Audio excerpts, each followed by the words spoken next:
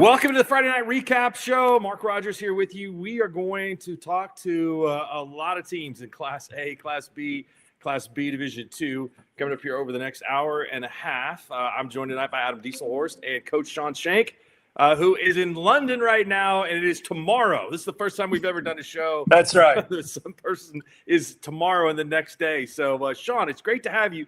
Tell everybody what's going on while you're in London. Well, first of all, man, just thank you guys for letting me be a part of this. Man, I sure miss coaching. I miss Oklahoma. And so this was a great opportunity for me to just jump on and hang out with you guys and talk to some great coaches. A lot of these guys are my friends. And so I'm really excited about that. Just real quick, my daughter's in a movie, a major motion picture. It's going to be on Netflix. We don't know when or anything like that, but she's filming in London. It's the film is Eloise, based on a famous popular little kids book, and she's Eloise. I mean, she is the main character. Her second guy is just Ryan Reynolds, some guy named Ryan Reynolds. So pretty awesome. So we've had a great day. Super proud dad moment. We got to be on set today and meet so many people just to see how it was done. I can't. If you've never been on a set, it's unbelievable. It is unbelievable. All the moving parts and how things work together. It was really cool to see. And just to see my daughter do that, man, I could go on and on, guys. I mean, I'm pretty proud dad moment. So my daughter's 10, by the way. How long are they going to be in London filming? Well, so they were here, started in November, and they were here for about 5 or 6 weeks, came home for Christmas for a week, went right back after Christmas. And they'll be here till the end of March, maybe 1st of April, so 3 or 4 months. And then she'll be back. They'll actually film a little part because the book is based on the Plaza Hotel in New York City, a famous hotel there. And so I'll actually do a little bit of filming at the hotel when they get back for a week or so, is what I've heard. That's awesome. We can't wait to see the movie. Pretty cool. When it comes out. That's cool. Fantastic. It tell us a little bit about what it's been like to be without basketball this year. Oh my gosh, you guys made me start crying. Just kidding. I mean, I've done it for 27 years, guys. Like it's I mean, nothing is more important than my family and my relationship with the Lord and friends and all that. But man, basketball and coaching and being an AD has been so much a part of my life, man. It's been hard, but it's been good. I've had more time with my family. This came up. We didn't know about this was going to happen, but God did and knew in advance. And so it's just worked out. It's been great. It's hard, New York City. I would never want to live here ever, but it's just the way it is, and we're making the best of it. So every day's a story, guys. I mean, we could have a whole show just on subway stories. I promise you, it is psycho. It's crazy every day. What's the biggest adjustment? I teach at crazy. It's every day. There's a new story. It is just people in Oklahoma, like, be thankful for where you live. And the education in Oklahoma is really good. I promise you. Like, it's crazy here. It is absolute crazy. So, but anyways, it's great. We're learning a lot. We're growing and having a great time. Have you had any significant New York sports experiences? Not yet, man. I mean, just that, I'm a big Thunder fan and I wear it proudly. So big OU fan. And I was really proud this year. I didn't have to cover it up, we're not talking OU men's hoops right now, but on the football side, man. So nothing crazy. The people are passionate though. They really are they love the Knicks and nobody really likes the Nets. But there's some passionate sports fans here. There's a great OU football club in New York City that run by some people from Norman, so we'll have to get you hooked up. I need to know who that is. Yes. Yeah. That'd be awesome. No, they live it up. I met them when I was in Philly for the Temple game this year. Oh, that's awesome. So, okay. Yeah. I need to connect. Definitely. Tell me what you have been able to kind of stay in touch with when it comes to basketball this season in Oklahoma. Have you kept tabs? I'm sure you're keeping a little bit of tabs on Rinzai and Crossings and what's going on with them. They've played an incredibly difficult schedule and are hanging in there. And one of the teams that beat in Class 4A again this year. Yeah, he's not real happy with me about setting that schedule. But anyways, I knew they were going to have a great team. We had an unbelievable summer. And so I obviously kept tabs through that. But then I've been there again. I've been there forever. I've got too many friends. I mean, the guys that we have on today, I know I would consider a lot of these people really close friends, and I keep tabs with all of them. I can't help it. I mean, every Tuesday, Friday, Saturday, and probably Monday, Thursday too, just in case. I'm checking SKORDLE. I'm checking rankings. Like I'm watching games, on various things whenever I can catch games. I got a lot of my friends that, the coaching world that use Huddle or whatever or SKORDLE. I'm catching games when I can for free. I'm watching all the time. So I have kept up as much as I can. Yeah, that's good. I mean, there's been some great competition this year, and really looking forward to as we get down the road here on regionals tomorrow night. We've got games going on right now all over the state that are being shown on SKORDLE and keeping up on the scoring app. So we'll talk about all of those things as we visit with all these coaches. Let's take a break. I'm going to let the SKORDLE cat outside, who just got let inside, that has been a pain here so far. So we'll do that. We'll come back and we'll get really ready to go down the road with Okarchi, both the boys and the girls teams, right here on a Friday Night Recap show on SKORDLE. 6 surgeons, 4 locations, 1 goal: to improve the health and lives of people in Oklahoma. At Oral and Maxillofacial Associates, we treat every patient like family. As the preferred dental implant and oral surgery specialist of the Oklahoma City Thunder, and with over 30 years of service to our community, we are trusted by professionals and dedicated to expert care. With 4 convenient locations around the metro area, we are here for you. Trust the experts at OMA. Visit our website www.omaok.com.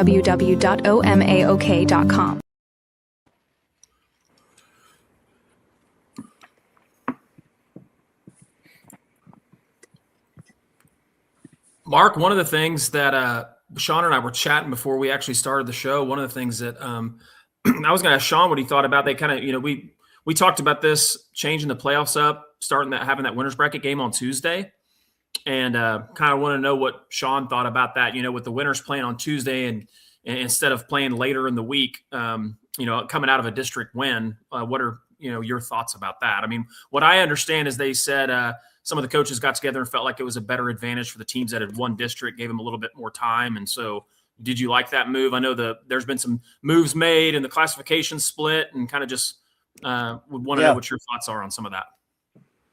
Well, I do like the move, but I also see the pros to playing a Thursday, Friday, Saturday format as well. In terms of hosting and all those kinds of things. I think it also can help with the officials, which we all know is a challenge. And but I think, when let's say you've played on a Friday or Saturday night, you could use the weekend, have a practice Monday. It kind of goes more in flow with your normal regular season, which is a winner.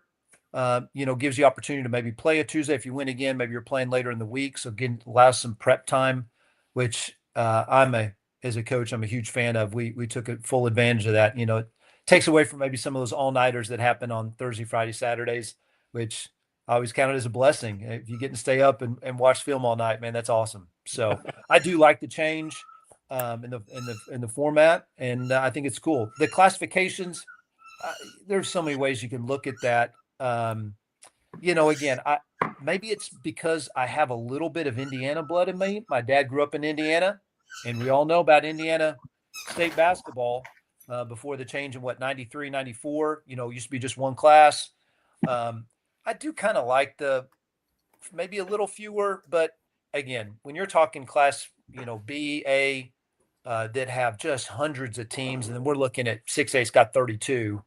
I mean, I don't have a problem with them trying to split that up and some stuff like that. It's kind of cool, as you look at the rankings and the people in play in A, B1 and B2. Man, it's so cool to see that there's some more kids and coaches that I know they're going to have an opportunity to win a state championship and a gold ball. And I promise you, in 30 years from now, no one's going to remember if it was you're a B2, you're a state champ. You know what I mean? State champ. Yeah. Sure. I think one of the big moves that has been made in the last couple of years that I absolutely love is stretching out the state tournament, so everybody gets to play in the 100%. big house. And 100%. I think that's also the genesis of being able to play a regional game on Tuesday, where we play non-traditional games. There's really nothing to stop it. The old way it was Tuesday, Friday. Everybody played Tuesday, Friday. There really wasn't any other days. Maybe you threw a Saturday in here, but playing on these different days, I think, is better for the sport. I love spreading it out so different people can get to the arena and see the games in person. I can't wait to get to the OG&E Center this year my gosh. to see the upgrade. We love the fairgrounds. and we love the fact that that's just such a centrally located place. I don't think it's really about the building. I think it was about the site, and so I Totally can't agree. wait to see games in the new arena. Hey, Totally agree. It was time to go, and I think everybody's excited about the new place. I can promise you, there haven't been many more joys than getting to play in that old building the last year, though. I'm just telling you, that was special. Of course, we also played the longest game ever in state tournament history. So if you remember Yes. that, but that was an incredible game, by the way. it was a great game. Yeah. Adam and I it's had a gonna be football awesome game to this see. year that was played in 2 different towns. We did. Yeah. So I think I heard about that. The Cashin game. Cashin game, right? Cashin Fairview. yes. Yep. Power went out, so we drove over to Crescent and finished it. Drove So, over. That's right. it, How cool it, was that? it wasn't the wind, I don't think. I don't know what it was, but we did have to finish at another place. That's pretty amazing. we are gonna have a suite at the which I think is really cool that they opened those up. It's a great idea. It gives the OSA a little extra opportunity for some revenue. Gives companies like awesome. SKORDLE that have Yep. a lot of administration and superintendents that support what we do, and so we're going to have a suite at all 6 sessions, semifinals and final sessions on Friday and Saturday. So that was cool. I got with Coach Hardaway, hooked me up with Mr. Lester, and he kind of explained it to me. And so we're going to have Sammy Jackson with Renaissance Architecture. We're doing it with them, and so we're going to have that there. And so I'm actually really looking forward to that. It's kind of, when you think about the difference between the big house, which I mean obviously everyone's going to miss, but it's pretty cool to say that now we're playing in a facility that's new enough and nice enough to have a mezzanine area and suites. Right. And that's going to be a really cool opportunity for these high school kids to get to play in an atmosphere like that. So Is Coach Hardaway going to be the menu coordinator in there? Who's applied for that job? well, I mean, hopefully he's playing, so he won't be able to. But yeah, I mean, if he's not playing, I'm sure he'll be the one who picks the food. We do have. Well, we food know he's not going to be allocation. playing the They first just need to week. get all the cash, and whoever does their hospitality just needs to go ahead and do it over there. Like that's Hey. pretty easy. I mean, that's the greatest hospitality room. You're right. You're right. That's 100%. Well, I think one other thing, Hinton had this stuff they called Comet Crack. If you haven't been to Hinton to get some Comet Crack, you got to go one time, go to the Hinton tournament, and they need to go ahead and have that stuff in there too. Can you explain what you thought was in the Comet Crack? Probably crack, but it didn't matter. It was amazing. So it had me hooked and addicted. So it's awesome. Just some snacks, sweet, savory. Man, it's big time. Yeah. That's great. Mark, I think we've got Okarche boys. If you want to bring them on. Oh, let's bring them in. We got Coach West. We got Jet Muggenberg and Easton Roby, I believe, with us tonight. Yes, we do. All looking good, dressed similar. How you guys doing tonight? Oh, we can't hear them. They're on mute.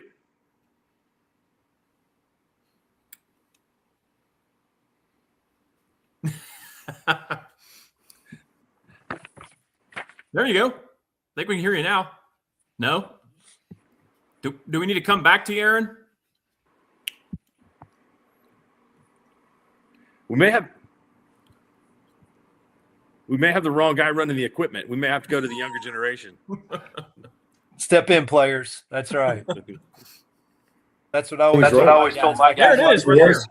Hey. Yes. There we go. Good. I'm using Coach Saw's computer. I couldn't get mine going. It was spinning and spinning, so we scrambled here at the last second. We're on. All right, Coach Taha's on deck. Hey, congratulations. You guys had another 99-pointer and are on a roll 24-3 right now, and you've got Arapahoe Butler coming up tomorrow night. And I got to tell you, it's probably a little bit of a bittersweet deal for tomorrow night because this is the last time these two guys are going to be out there on the floor with you in that gym. Yes, sir. That's what we were talking about earlier. Last home court appearance for these two. They've had a great career, many victories on this court for these two guys here. So we're hoping to bring it tomorrow one last time here. Shawn, they turned the lights out. They got a hype video and all kinds of stuff, that atmosphere.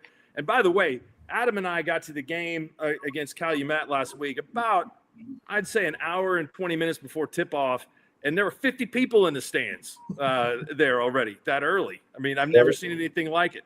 There were more people there an hour and a half early for the game than there were ever at Blackwell to see anybody play.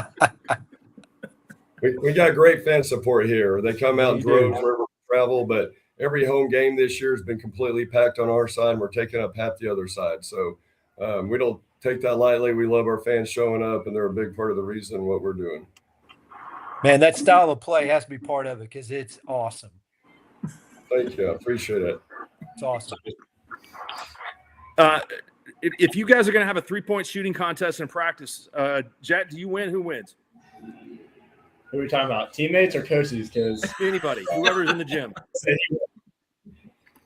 I mean, you got to take yourself, but we got some guys that can light it up though. So who would What be about your your biggest Too humble, challenger? Jet. Golly, we all know. I know where I put my money. What about your dad? Can Yeah, you I'm actually talking do that? dads, Oh, cousins, he's one all shooter. of that. I mean, hey, you get him down there in the post, he'll bang. He'll bang. he's got a decent shot. His wrist still flicks a little bit. His dad and I played together. He rebounded a lot of my misses. So. He rebounded a lot of my misses. That's great. Aaron, what's a bad shot? Is there a bad shot for you guys? We got to be on.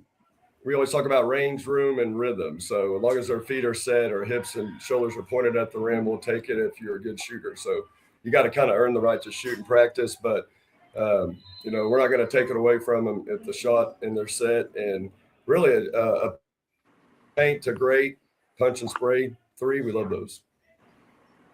Man, I love your style of play, guys. It is incredible. And so I kind of have 2 questions for you real quick, if that's all right. Yes, So, sir. and maybe, Jet or Easton, one of you guys can also answer one of these. But first of all, Coach, it does seem like that in playoff time, the game becomes more of a half-court game. Now, obviously, it seems like with you guys, it doesn't matter if it's playoffs, if it's regular season, but it does seem to slow down, especially, a lot of that's because you face a lot of better teams. How do you keep that style of pace or your pace of play up still in that style of play that you have?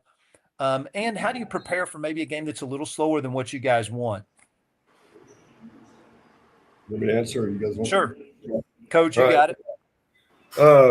I mean, every day in practice, we're working on a variety of different things. I mean, we feel like people got to play our way, so they got to work against us in our style. And it's hard to replicate that in practice. Now, the further we go down the road, obviously teams get better, right? But, we do stuff in practice. A couple of years ago, we got beat kind of when teams kind of slowed it down on us a little bit, but we work every day on half court stuff, and then we work on half court to the full court, and then we just do a variety of different things like that. And we work on things we haven't even shown yet, so we're constantly doing things. But in the playoffs, when you got great players that make plays, they can play both ways. So I feel like it's tougher for people to come play our way.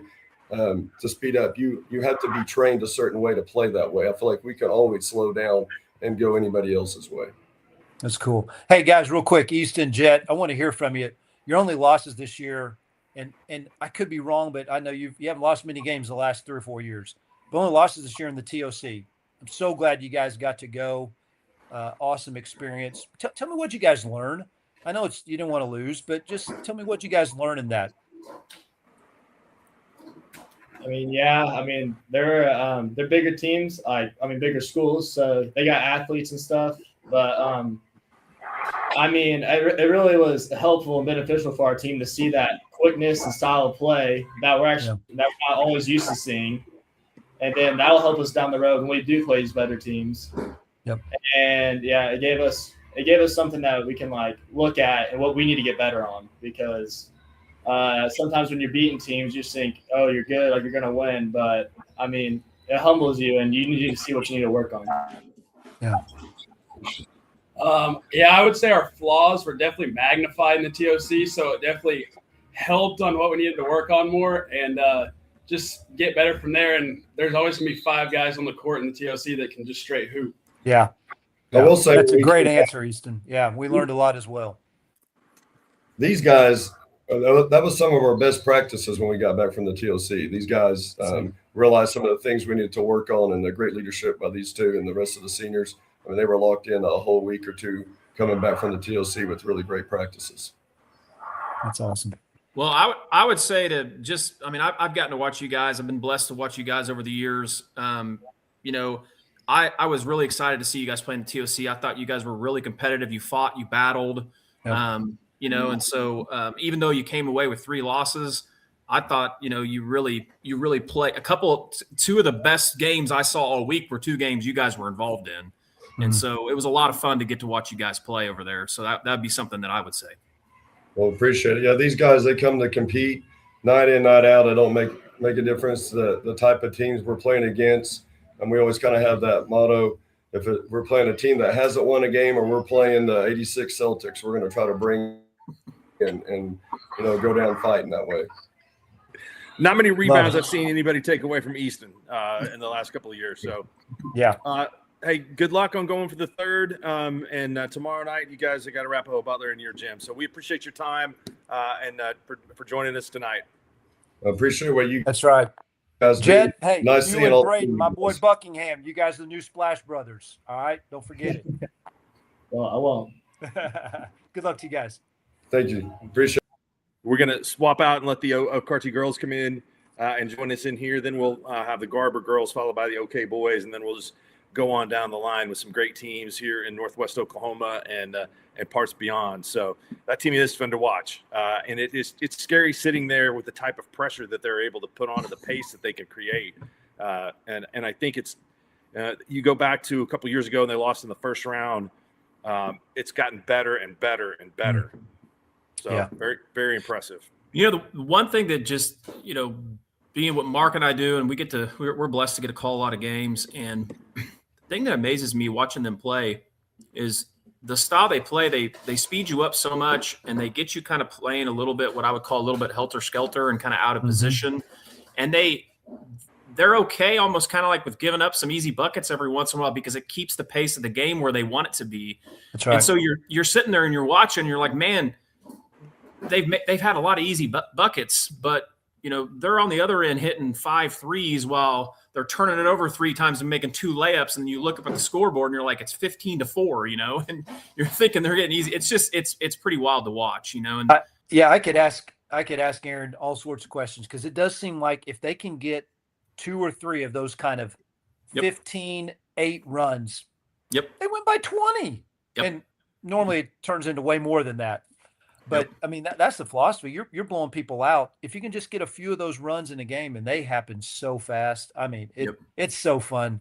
It's fun to watch. It's hard to play against. Yeah. One of the things that we've had going for us tonight specifically is that snowed out a lot of those Saturday tournament games and Friday tournament games. We have some pretty big matchups going on around the state. Bixby and Mustang played girls game tonight. 2 teams that are both a 1 or 2 seed. Bixby beat Mustang tonight, 56-52 at Mustang. That was a really good game for those teams to get together and schedule a game that normally wouldn't. I know Carl Albert played Edmond Memorial last night in the girls' side, and so we've seen a lot of those that have happened last night and tonight. Speaking of girls, Mark, we got Okarche girls. You want to bring them in? Yeah, let's do it. Let's bring in Coach Taha and Katie Parham and Allie Bostert tonight. Did I get that right, Allie? Bostert.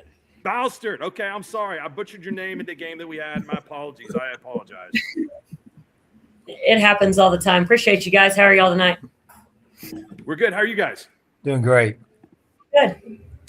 You guys have Moreland tomorrow night. They're pretty good. They got a record of 22-5. Give me a little bit of information on what you've seen from Moreland. They do the little things right. Coach Toon does a great job with them, having them prepared. They're incredibly big. They got like 3 6-footers. They play really good defense. We're going to have to come out ready to go. Katie, you had such a great run in the state tournament last year. Both of you all, what did that mean for the program to be able to go and compete? Made it to the semifinals a year ago. To just show that we can go out and do anything we put our mind to, and we worked really hard as a team to do little things right on defense, and it showed in the state tournament. Allie, what about you? I thought just that we were ranked so low and no one had expectations for us, and we could listen to our coaches and go out and do what we were supposed to. Brett, you got a lot of experience in a lot of different places. Tell us what it was like for it to come together there in Okarche last year. Every coach's dream is to play your best ball at the end of the year, and that's one thing we did last year. And I feel like we're heading down that path this year as well. These girls have been working incredibly hard, and they're incredibly coachable and buying in. And I really feel like we're playing some of our best basketball right now, right when we need to. They're fun to coach. They work their butts off in practice every single day, not just these two, but the entire team. And they've really bought into the philosophy and the mindset that I've tried to bring here, and I couldn't be more proud of them. When we said those fans were there early, they were there early for you guys. I mean, they were technically there early because that was first. So. If you ever come to an Okarche game, there's blankets spread out across the chairs, saving seats because everybody wants to have their seat. What? They're there an hour before game time, making sure that they get where they want to sit. Own version of Sheshevskyville. There we go. Yeah, exactly. Girls, do you realize what kind of a special place that you all get to play in? Yeah. Yes. Coach West said it, and I'm going to say it, but the fan support and the following that we have here is absolutely amazing. It's not just when we're playing here in Okarche, but it's night in and night out. We always have more fans, and we couldn't do it without the support of the parents and the community, with all the excitement and energy they bring to watching us play as well. All right, ladies, that was one thing. If you don't mind, sorry, Mark. No, go ahead, Shawn. Ladies, I wanted to ask you: have you guys grown up in Okarche? Yes. Mm-hmm. Okay. The only reason I ask that is because this is how it's been forever. Yeah. Like, it's amazing. It is a basketball town. I love it. As a basketball fan, I love that town, and I love all the people. I've known a lot of coach. Of course, all of us knew Ray West there, and some of the great women's coaches you've had too. I mean, so it's a basketball powerhouse. It's an amazing place. So, ladies, as little kids growing up in that town, what does it mean to now be playing on that court? I know it's not the old gym, but the new gym. What does it mean for you guys to play there? Now, the little girls that you were now watching you, what does that mean to you? It means a lot to me because my cousin played and they went all the way to the finals, and I remember watching that and just wanting to do that, go to the big house and play here, and that's what we get to do now. Yeah, same for me. I'd always watch, and I'd have a bunch of role models to look up to, and just going to the state tournament and watching them play really put a dream. That's awesome. And I got to play this year. So I asked the guys earlier who's the best three-point shooter if they were going to have a three-point contest. First, tell me who is the best guy three-point shooter, because I know you all will know. Who's the top girl three-point shooter, and could the girl beat the guy? Yes. She said yes. Great answer. Katie, is that you? Hey, I'd pay money to watch that. That'd be awesome. That'd be fun. I've seen Katie fill it up some. Yes. You want to throw any names out there? No. Okay, I thought we had him. Mad. Come on, you can't pick one. There we go. What if you guys cut down the nets in the new big house? Where is the one place you'd want to go eat to celebrate? Oh gosh. No. I could go last year. Not last year. That was good. I went to Olive Garden last year after area. Olive Garden? See, everybody else in the area would say Ishans, but you guys didn't say that. We ate Ishans here last night. I know. Katie said BJ's is where she would. Ooh. There you go. She would want to go. Awesome. BJ's is somewhere we go as a team quite a bit. The girls love Pizooki's the really Pizookies. good there. That is good. There you go. The pizza's good. Coach Hardaway texted us and said that Aaron West could fill it up, that he'd be deadly in a three-point shooting contest. Hey, thanks for saving the show tonight. We appreciate it, Brett, since you know how to work a computer. Thank you so much. That's all right. Appreciate y'all. Good luck, ladies. All right. Good luck. Okarche takes on Moreland tomorrow night. That game is at Okarche. The Okarche girls 21-4, ranked number 5 in Class A, and Moreland at 22-5, ranked in the second half of the top 10. So that should be Coach. a good one. Coach Taha's right about Moreland. I saw them on SKORDLE the other night playing Fairview girls, and they are huge. I mean, they have some big girls, and they can play around the basket. Obviously, haven't seen Okarche play. I think Okarche will be fine. Okarche, they defend really well. Their girls team does. They suffocating defense and very fundamental. Take really good shots, and so I see them going a long ways. I really do. We're going to stay in Class A, right? Yes, we are. We're going to have Luke Broadbent and the Garber, and we're going to have to do kind of an interesting screen. You're going to have to bear with me in my skills. 1 second. You got skills. I know. I'm glad you're running the tech You and can not get me. this done. Look at that. I did it. There we go.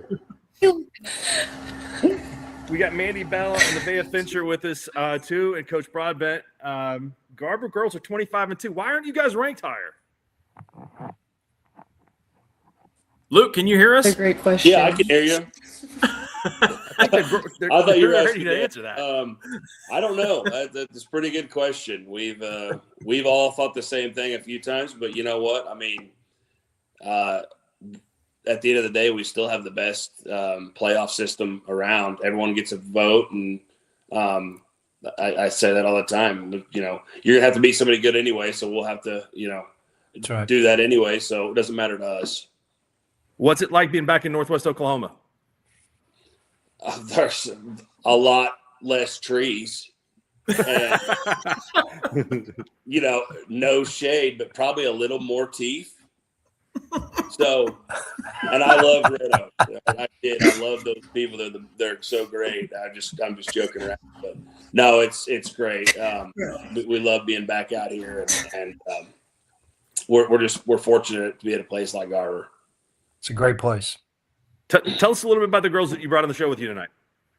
I've got my two senior girls, Nevaeh Fincher and Mandy Bell. This is obviously my first year there, so I've asked these girls for a lot. I've asked for a lot of their time this summer and now, and so I thought I'd love to have them on the show with me tonight. So, you guys, Coach, I wanted to ask you real. Yeah, go ahead, Shawn. Coach, I wanted to ask you real quick. Just, I knew it was your first year.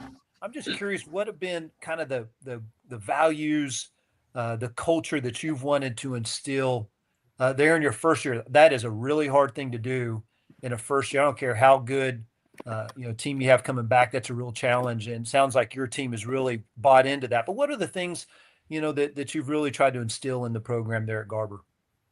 Well, I think the main thing is just that I really wanted to instill that they've got to spend extra time in the gym when it's not me up there with them.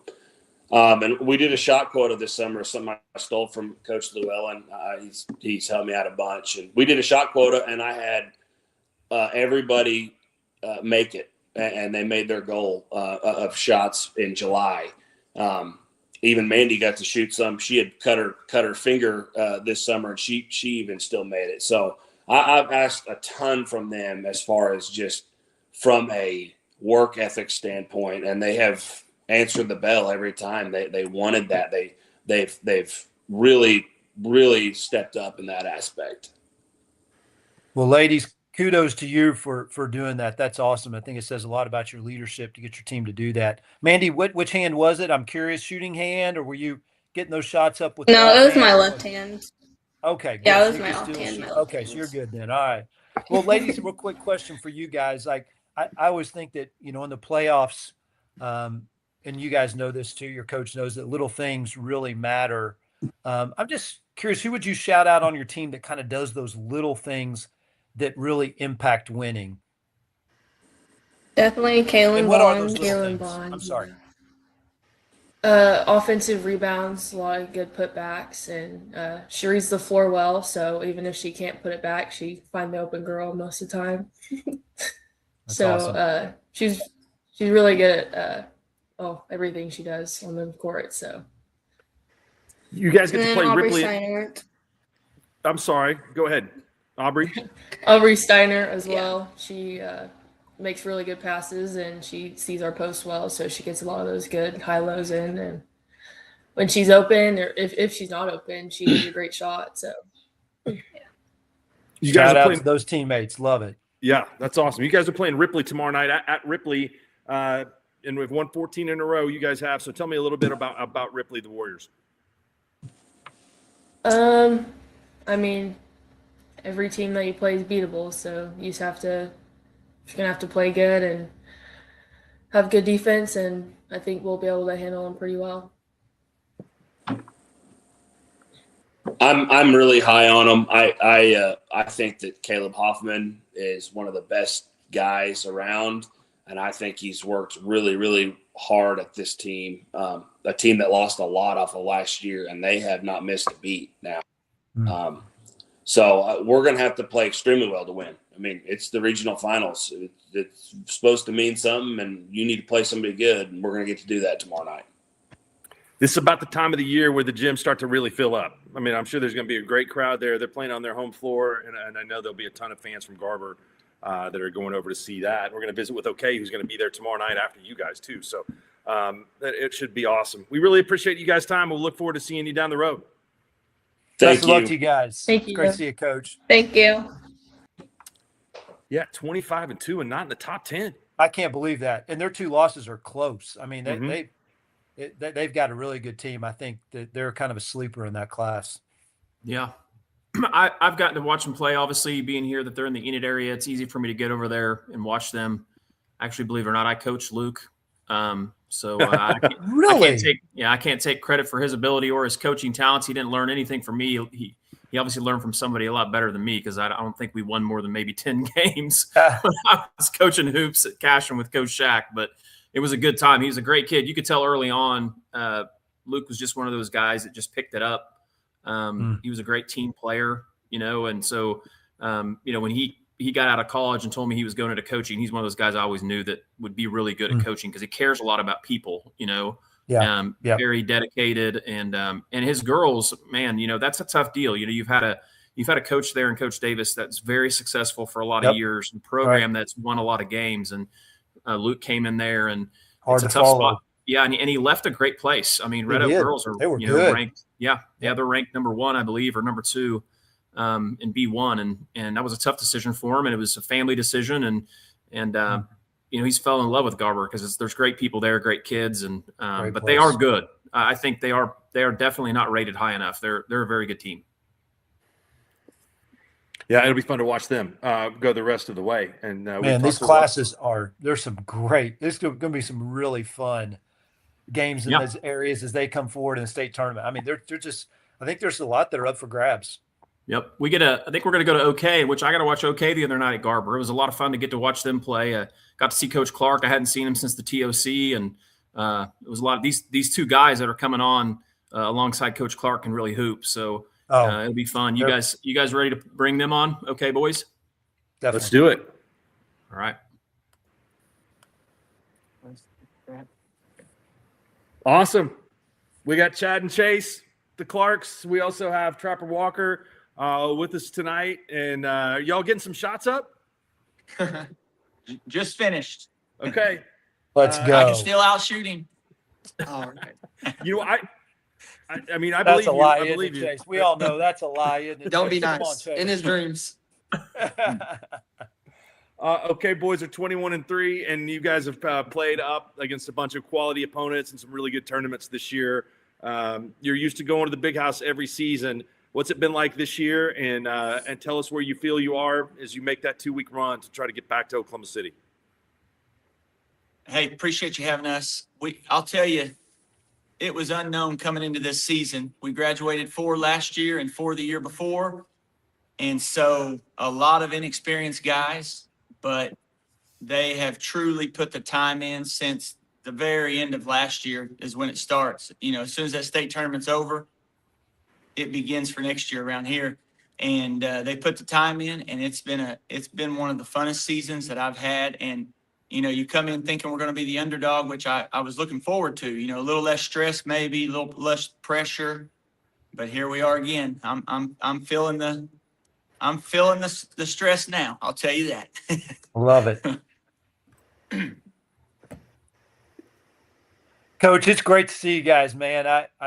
You guys, it's been so fun to get to meet Coach. Sorry about that. I'm losing you guys. Can you hear me? Coach, can you hear me again? Not getting an answer. I can hear you, Shawn. Sorry about that. I'm losing you guys. Yeah. Chase, Chad, anybody? Can you not hear Shawn? I can't hear them, so. I can hear y'all. Oh, you can? I got you now, maybe. Yeah, I can. All right, we're good. Oh, Awesome. Trapper, Hey. talk to him. Hey, Trapper, you as well, man. Hey, guys, it's just been great to get to know you guys from the TOC and see what you do.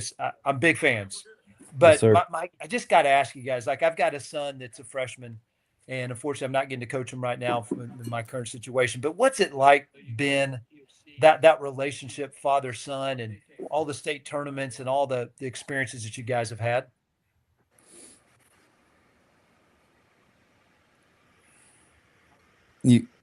Chase, you want it or me? They're Trapper, not. we're gonna talk. Hey, we're back Trapper, now. we just Sorry. got to talk to you, man. Okay, go ahead. We're Okay. ready now. They're back now. It's been good. I mean, we've had 3 losses, but we've definitely grown from those 3 losses for sure. And just having Coach Clark, really good coach. He's just always honest about next play. So Trapper, what makes basketball in OK so special? A lot of tradition there. I mean, what's it like growing up in a town where basketball is as important as it is? oh, it's a lot. I'd say the main thing is just like being in the gym every day. And I mean, like our 2 assistant coaches, I mean, we have 7:00 shoot arounds till 7:45 every day. And so, I mean, I think that's a big part of it. And just Coach Clark always like engraving, like God is going to put us in situations that we can get out of, you know what I mean? Love it. Coach, can you guys hear me yet? Still not. That's okay. That's strange. Can they hear Mark? Trapper, we can hear you clear. We just can't hear anybody else sometimes. Cutting out. I really wanted to ask you guys just how it's been as a father son and getting to enjoy those experiences together. What's that been like? And for these 4 years. I don't think if you could tell us what they're telling us. Okay, that'd be great. Here, let's try this. Hold on a second. I'm gonna try something. I'm gonna try my production skills real quick. Okay, here we go. Let's see what Adam's worth here. Now they're froze. No, they're back. Can you guys hear us now? I don't think they can hear us. Trapper, you can hear us, right? Yeah, you're good. Trapper, give us a scouting report on Ripley. Carry it. Yeah, I want to hear about Ripley. That's right. Yeah, you got a long trip. That's kind of a long drive for you guys having to play which you've had to the last 2 weeks. Yes, sir. They're big and physical, but I mean, you just got to have the mindset that every team is beatable. So I mean, if our team just goes in there and plays like we should, I think we're walk out with the dub. When you have those long bus trips, what do you have a routine on there? Do you have music you like to listen to, or games you like to play? Just sit back and relax, listen to some rap, Hey, Trapper, I wanted to ask you. You guys lost a lot of players. Graduated a lot of guys in the last few years, and it's a great team. What are some of the roles that you yourself and some of your teammates have had to step into this year? Well, I mean, for me personally, last year was more like I was a defensive player, and then this year I've had to step it up to the offense and the defense. But I mean, we have guys like Austin Allen, and he's always guarding the big of against the other team, and he's done really well this past year on that, and he's rebounding really well. And we have Kobe and Braden and Talon. I mean, they're knockdown shooters. And Chase had a great game last year at the state tournament. I can't remember, he scored 36 or 38 or something like that. What's the hottest you've ever seen him in practice or a game? Oh, I mean, we played Porter I think it was like a month ago, and he had, I think, 53 or something like that. Hit like 10 threes. It was pretty crazy. Dang. Almost got that double nickel. You get to guard him in practice? Some. Chase, can you hear us? Yes, sir. I can hear you for sure. Okay, Adam's done some great engineering work. Okay. That's awesome. Fairview High School will be proud. What's your best game this year in your mind? Not necessarily maybe your highest point total, but what was your best game? I'm gonna be honest. I think the last game that we played against Afton was probably my best game overall. The whole season, I feel like I've had some pretty decent games to be proud of, I guess. But that last game, kind of being not 100%, and going out there and I felt like I got all my teammates going just as well as I got myself going. So it was just all around a great game. I felt like. Where is your point total stand right now? 2065. Wow! Try to do the Congratulations. gazintas in there. I know that Muggenberg got over 20. He's got over 2,500. So you guys had pretty good duel last year in the finals. I'm sure that's got to be a little bit of motivation for you. Don't want to get too far ahead, but there's been some great basketball in Class A the last couple seasons. Yes, sir. Coach Clark, we talked about a little bit of a rebuilding year this year. You got to be happy. A lot of times when seniors graduate, people expect a down year, but they don't take into account the guys that have been in the gym, have had to practice against those guys, and the tradition that's been built up and the expectations that they carry on and perform. So does this team, is it rounding into form and have what it takes to get to Oklahoma City? Oh yeah, you're spot on. That's what it is. They see what it takes. They're in there. They see all the good times, the bad times, and it prepares them. I never knew that, but what you said is spot on. They want it just as bad. It means they know how important it is to the town, to us coaches, to their families, and honestly, just that hard work and how hard they play each night is what gets it done. Hey, we really appreciate you guys. Sorry we had some technical difficulties, but we'll Yes. look forward to seeing you all down the road. Yes, sir. Yes, sir. Thanks for Chad, having us. it's great to see you Thank guys, you. man. I wish I could talk to See you you guys. more, but best of luck to you guys. Thank you. Take care. 21-3 for the OK boys, and last Good year they dudes lost right there now, man. lost in the finals Those are to some of the best guys in the world right there. Okarchi. Clark's Yeah, they awesome. lost 67-54 in the finals last year. They had some kind of gremlin going on with their connection. That was weird. So That was weird. Yeah, they did give Okarchi. They really played him well. I mean, Yeah. we all know Yeah. how good Okarchi was too. So yeah, I wanted to ask the Clark kid if he had more points than his girlfriend, because his girlfriend's the girl from Lincoln Christian, right? The Stewart think girl's so, going to yeah. Nebraska. Yeah, I think she's got a lot of career points too. So dude, that'd be a lot to live up to. it's a lot of points there. Yeah, He's going Yeah, he to can play, to man. Northeastern. Northeastern. He's a Yeah, heck of he a is. player, man. he's a great player. He's going to be a great collegiate player too. He's got a good build. He handles the ball really well. He'll be able to play guard Can position. guard. Yep. I totally agree. Yep. And I love that. I know our boy Jim Traber always says that loyalty in professional sports is like the worst thing.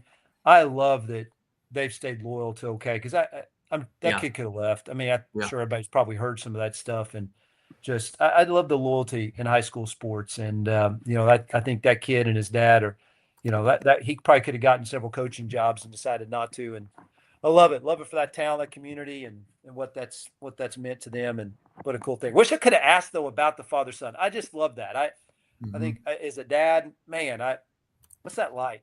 Yeah. You want to bring on the Leedy? Leedy's ready, I think. Let's do it. Want to bring them on? Coach Beard. Yep.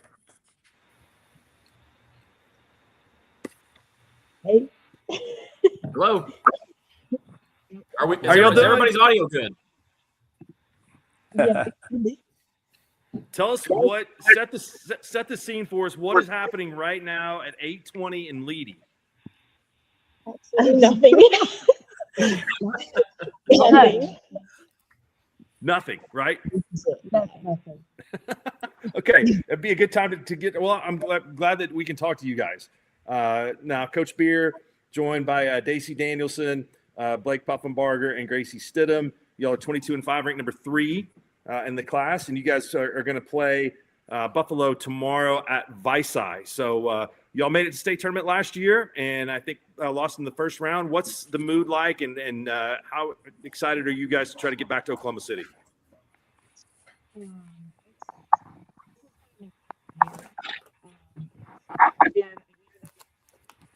Oh, we can't hear her. Can you hear her? I can't hear him.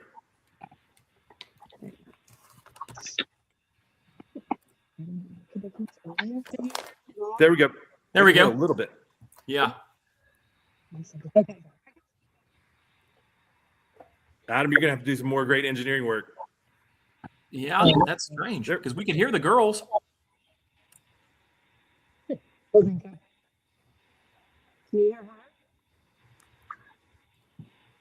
Here, hold on. I'm gonna remove you guys and add you back in. Okay, just 1 second. It was a little. I think it was a little muted. Could barely hear them. Yeah. Yep. Yeah, I don't. I could. You could hear the girls. All right, we're gonna bring them back in. Okay, you ready? Okay. All right, girls, can you hear us? Yeah. Yes. Much Yeah, that's better. good. There All we right. go. Turn it off. The greatest engineering discovery of all time is working tonight. Turn it off. Turn it back on. It's like the old Nintendo. Yeah. Just tell us so far about the season, where you guys are right now, ready to play in the regional finals.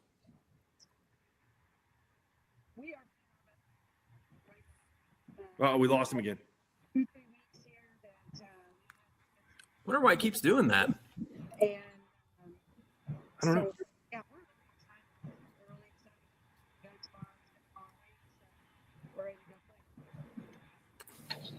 Can you, Coach? We can't hear you, unfortunately.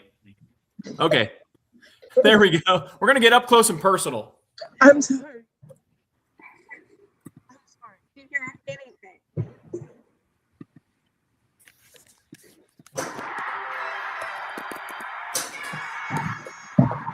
All right, Mark, did you just hit a home run? That is my pinball machine that went off. Sorry, it's That's awesome. it's an NBA pinball machine. So Can you hear us now? barely. We can hear you a little bit. Okay. There, that's better.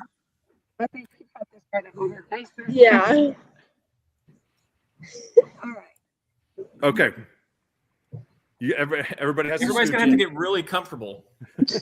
We're Tight knit team. Coach Beer, you may have to lean in towards the middle so we can hear you when you answer the question. That is weird. It is weird. It's like you can hear them at first, but then when they start talking, you can't hear them. Yeah. Let's see if we can talk to Coach Beer's daughter, and then see if we can. And then we'll work bring that- them back. Yeah, That's a good idea. work them back in. Okay. Okay. Here we go. All right, we're going to Canute next. Tatum Ridling, Destiny Jackson, and Kendall Schuster are joining us from Canute tonight. What's going on? How are y'all doing? Good. Pretty good. We've got Can you hear volume. us? Tatum, has your mom always had problems with technology? I got to see you guys play a little bit at the SKORDLE Festival in Hennessy. Really impressed. You guys handled Pahuska. They got a really good player. Tell us a little bit. I know you've got a fairly young team, and so what has this season been like so far for y'all?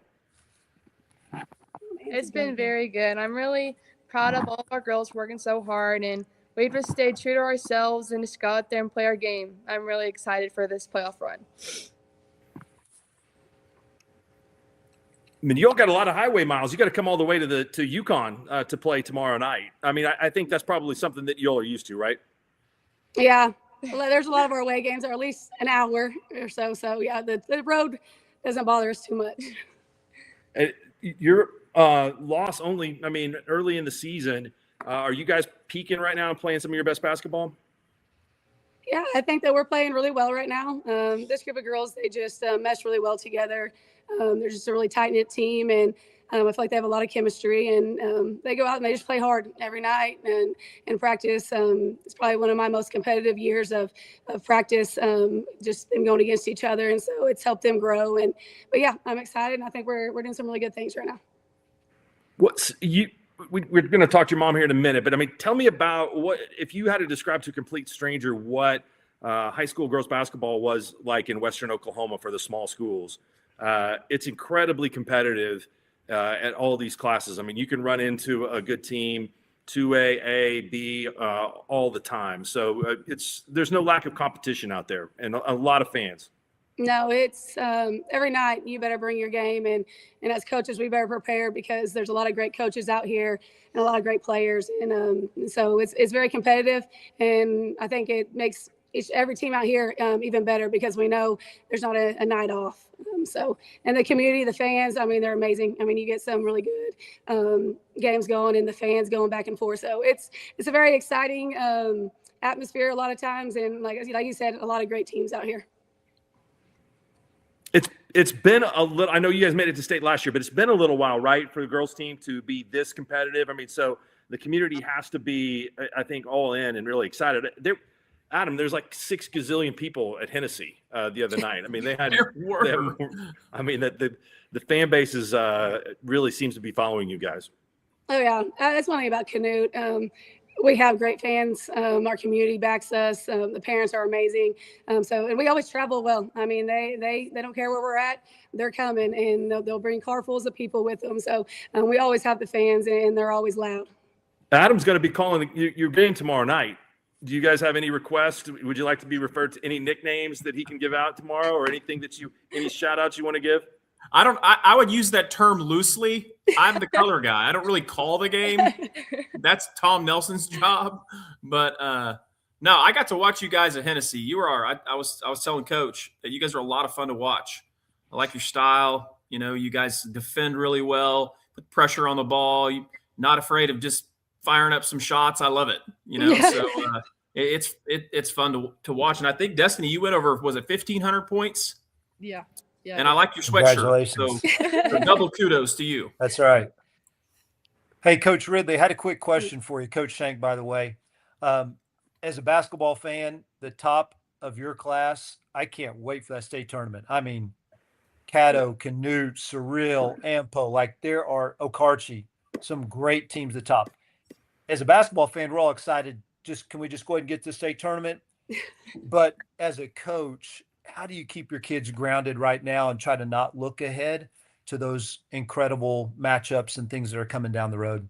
Yeah, I try to just focus on the game at hand.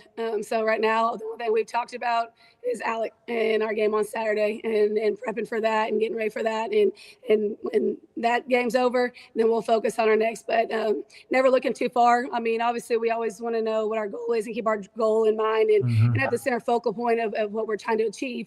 But you can't get there until you take care of business of the games that's in front of you. So our main focus is always just taking care of business of what we're trying to achieve. That's awesome. Ladies, hey, quick question for you guys. Just what's one thing that adversity or difficult challenge, maybe something like that you guys have faced this year and had to overcome? Well, we lost to Merritt in the beginning of the season, and I feel like we just came out there very timid, and then we played them again at their own tournament, and we beat them in the championship. And yes, we just went out there and played our game and just came out with the win. Love it. How geographically, how far is it between Merritt and Canute? Oh, 15 minutes. 15 minutes. Yeah. Yeah. Okay. It's close. Talking about two good girls teams. I bet you those were fun games to watch. Yes. So Coach, I got to give you credit. You pronounced Alec properly. Yeah, she did. That's right. And how many times did your girls call him Alex this week? Honestly, I think the first day I said Alex, and then I said, no, that's not right. I think they told me it's Alec or Alec, and I was like, I'm just gonna go with Alec. You can say Alec, but if you're around Chickasha, it's Alec. That's how they say it. Don't mess it up. Yep. True Oklahomans right there. True Oklahomans. That's awesome. Well, congratulations. We look forward to seeing you guys as you guys continue to compete and head towards the state tournament. So thank you all for joining us tonight. Thank you. Thank you, guys. Best of luck, everyone. Credit to them too for setting up the shot right there by the Trojan. I mean, they did a great job. Impressive. The banners in the back, like, it was come good. on. The shot was perfect. It was excellent. We're gonna go back to Leedy. I think they've got it. Okay. Good. Leedy, are we live? Should we say something? Can you hear us? Can you hear us now? Yeah, we can Yes, hear we you can all. hear Can you you. hear us? Yes. Okay. This may be the first time in history someone in London has talked to someone from Leedy live. Guarantee it. Guaranteed. Sean's daughter is filming a movie with Ryan Reynolds in London right now. I'm a proud dad, guys. 10-year-old daughter. She's in a movie called Eloise, and you'll have to watch it when it comes out. It's pretty exciting. So it's only 2:30 in the morning here. Come on, nobody can be tired. Let's go. I'm like Scott Van Pelt. They don't know whether to believe you or I'm not. tired. Adam, what's your dog's name? Sayla. Sayla. Okay, excellent. All right. Well, hey, we were looking forward to talk to you guys. Tell us a little bit about this season and your pursuit to get back to the state tournament and what is a really competitive environment for girls basketball in Western Oklahoma. This has been a great season. It started out with a little bit of a different look. We've had some injuries, and so I've had an opportunity to develop some young kids that I didn't really see that in the beginning. So proud of those ladies. They carried us through about 12, 14 games. Then we were able to get some of our starters back, Blake Puffenberger, McKinley Carpenter, and right now I just feel like we're starting to just gel and just come together, and we've just kind of been waiting for this moment, and we've got a great supporting cast, the most depth I've had, and I don't know when. So I feel really good about where we're at. When you say depth, how many players do you have out? 10. And that's a lot, right? That's a lot.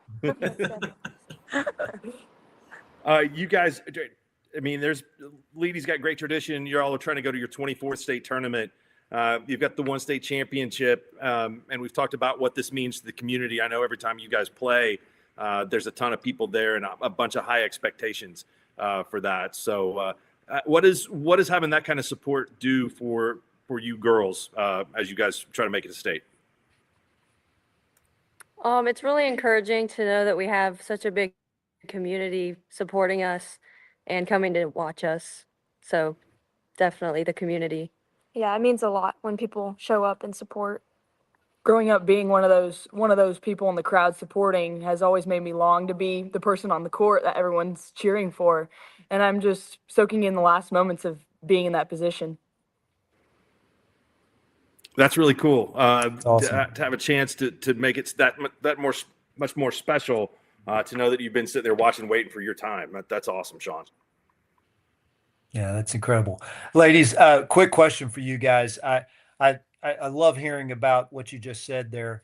Growing up in a small town in Oklahoma, there's nothing better. You've seen those great Leedy teams that you were as a little kid, and now you're the ones those little girls are looking up to.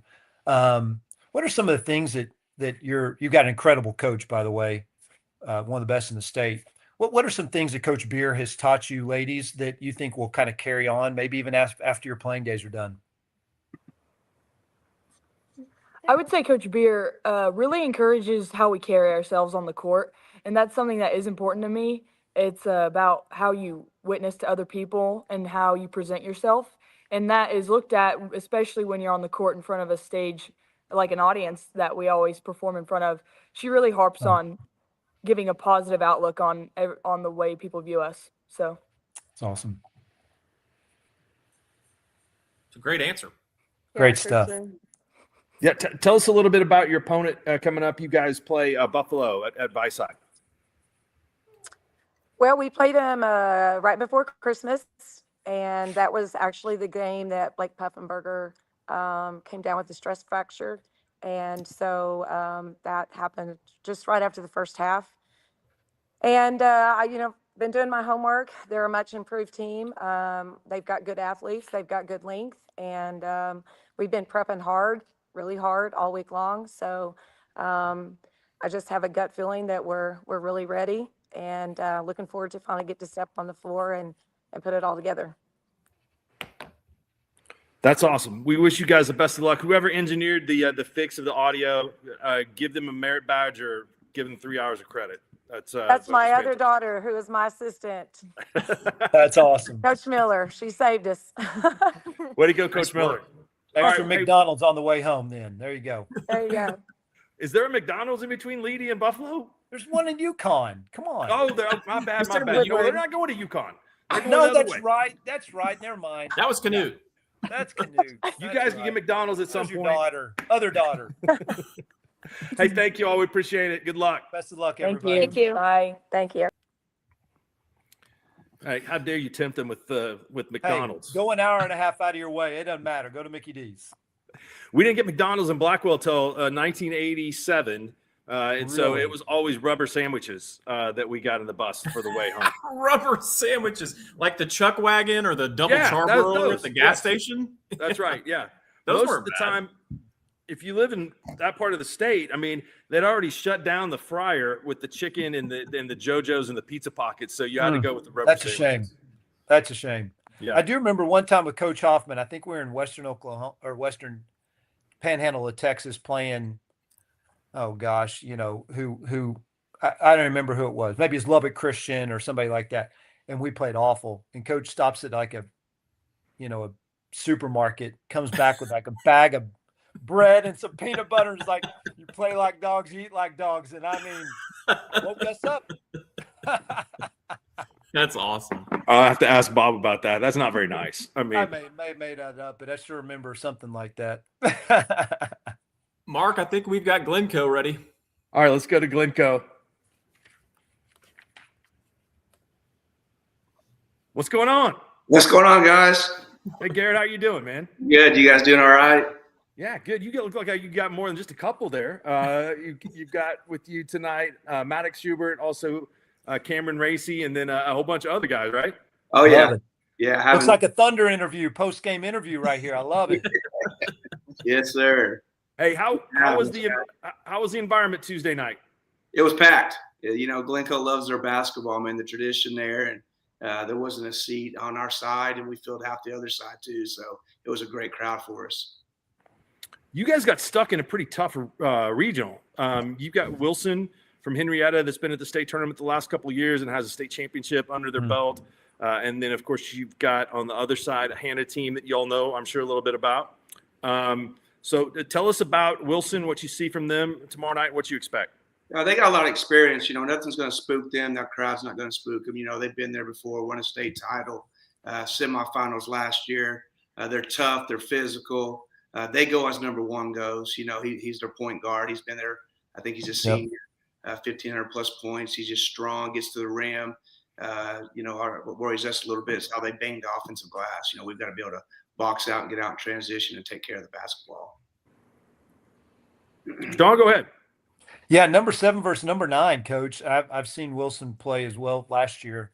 A super athletic team. Just, Coach, what do you think are kind of the keys to not only the regional finals game, but just as your team moves forward, and how what do you think is going to be the best? You know, get the best out of your team. What are the things that you want to see from your team to be the best they can be? I think Saturday we're going to take care of the basketball. You know, they're going to get up and press you, but we play that way too. So yeah, you know, we're going to full court pressure. We want to play fast just like they do. We just got to take care of the basketball. And I think if we can box out and get out in transition, we're going to be just fine. But we're going to have to box out. They kind of worry me a little bit. They bang the glass, real physical team. So, and like I said, nothing spooks them. They've been there, they've done it. But we're at home and we're undefeated at home. So, you know, my guys are kind of, you know, be honest with you, inexperienced a little bit at this level. So excited. We got to settle in that first couple minutes. And if we settle in, I think we'll be just fine. Shawn, they went and played at Crossings.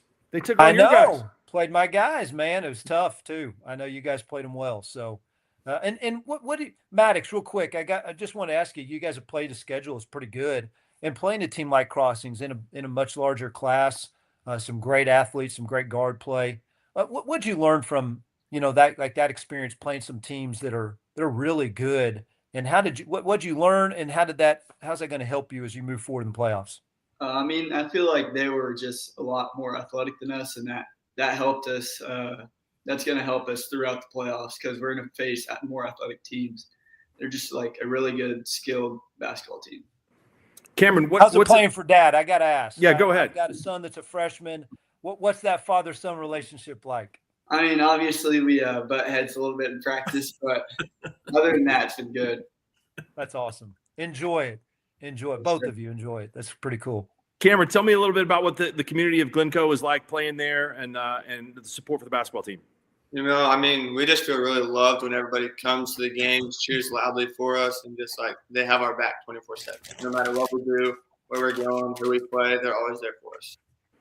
Hey, I'll tell you what, the Wesleyan Christian team that you guys played on Tuesday night, that's not a bad team either. I mean, that was a tough test. They had 20 wins coming into that game too. And so that was, I think, definitely a good a good test to have in the first round of regionals. But yeah, last time that you guys are gonna get to play in the gym this year, so I'm sure that's special for you guys. Class B boys is really good. I mean, this year It it's got a is. lot of good teams in this. How do you kind of handicap the field, and what have you seen, Garrett, from some of the teams that you all have faced this year? You all have played up a lot and played some competition above your class. Yeah. We played Washington, we played Kellyville, we played Carlson Christian, we played Frontier 3 times, and I think that's prepared us for some of these better teams like Wilson as far as the speed of the game and the physicality of it. But yeah, Class B's loaded. This is my first year coaching, and it seems like we're undersized in every single game, and so we just work really hard, play really fast, and try to get out in transition and score quick. And our best offense is no offense. So. But it's loaded. This side of the bracket, man. Westland Christian, I'll be honest with you, everybody I talked to, reached out to me and said, you better be careful. They're good. And they gave us a heck of a game. So we got our hands full on Saturday night with Wilson, but I think we're ready to go. That's outstanding. You guys, tell me, for the players, I know you guys are playing at home. You guys have any superstitions, anything that you all do a routine before the game? Put lotion on for everything. we got one that puts lotion on for every game. Anybody else?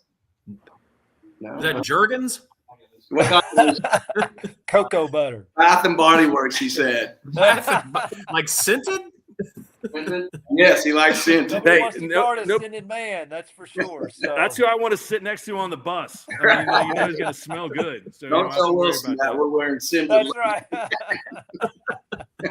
Well, congratulations on being the best smelling team in Class B. Maybe you guys could be the best playing team in Class B here in a couple weeks. So I really enjoyed following you all this season, and I know you got a ton of passion in the community. So we're ready to see more from this journey. So we appreciate your time tonight, guys. I appreciate you guys having us on. Best of luck to you guys. Thanks a lot. All right.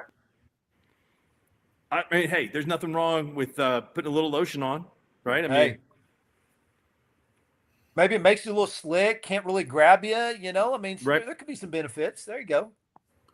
I'm going to bet that Brady Hamer doesn't put lotion on before games. I have a feeling it's not happening. You want to bring him on next? Was that a good cue in? That was good.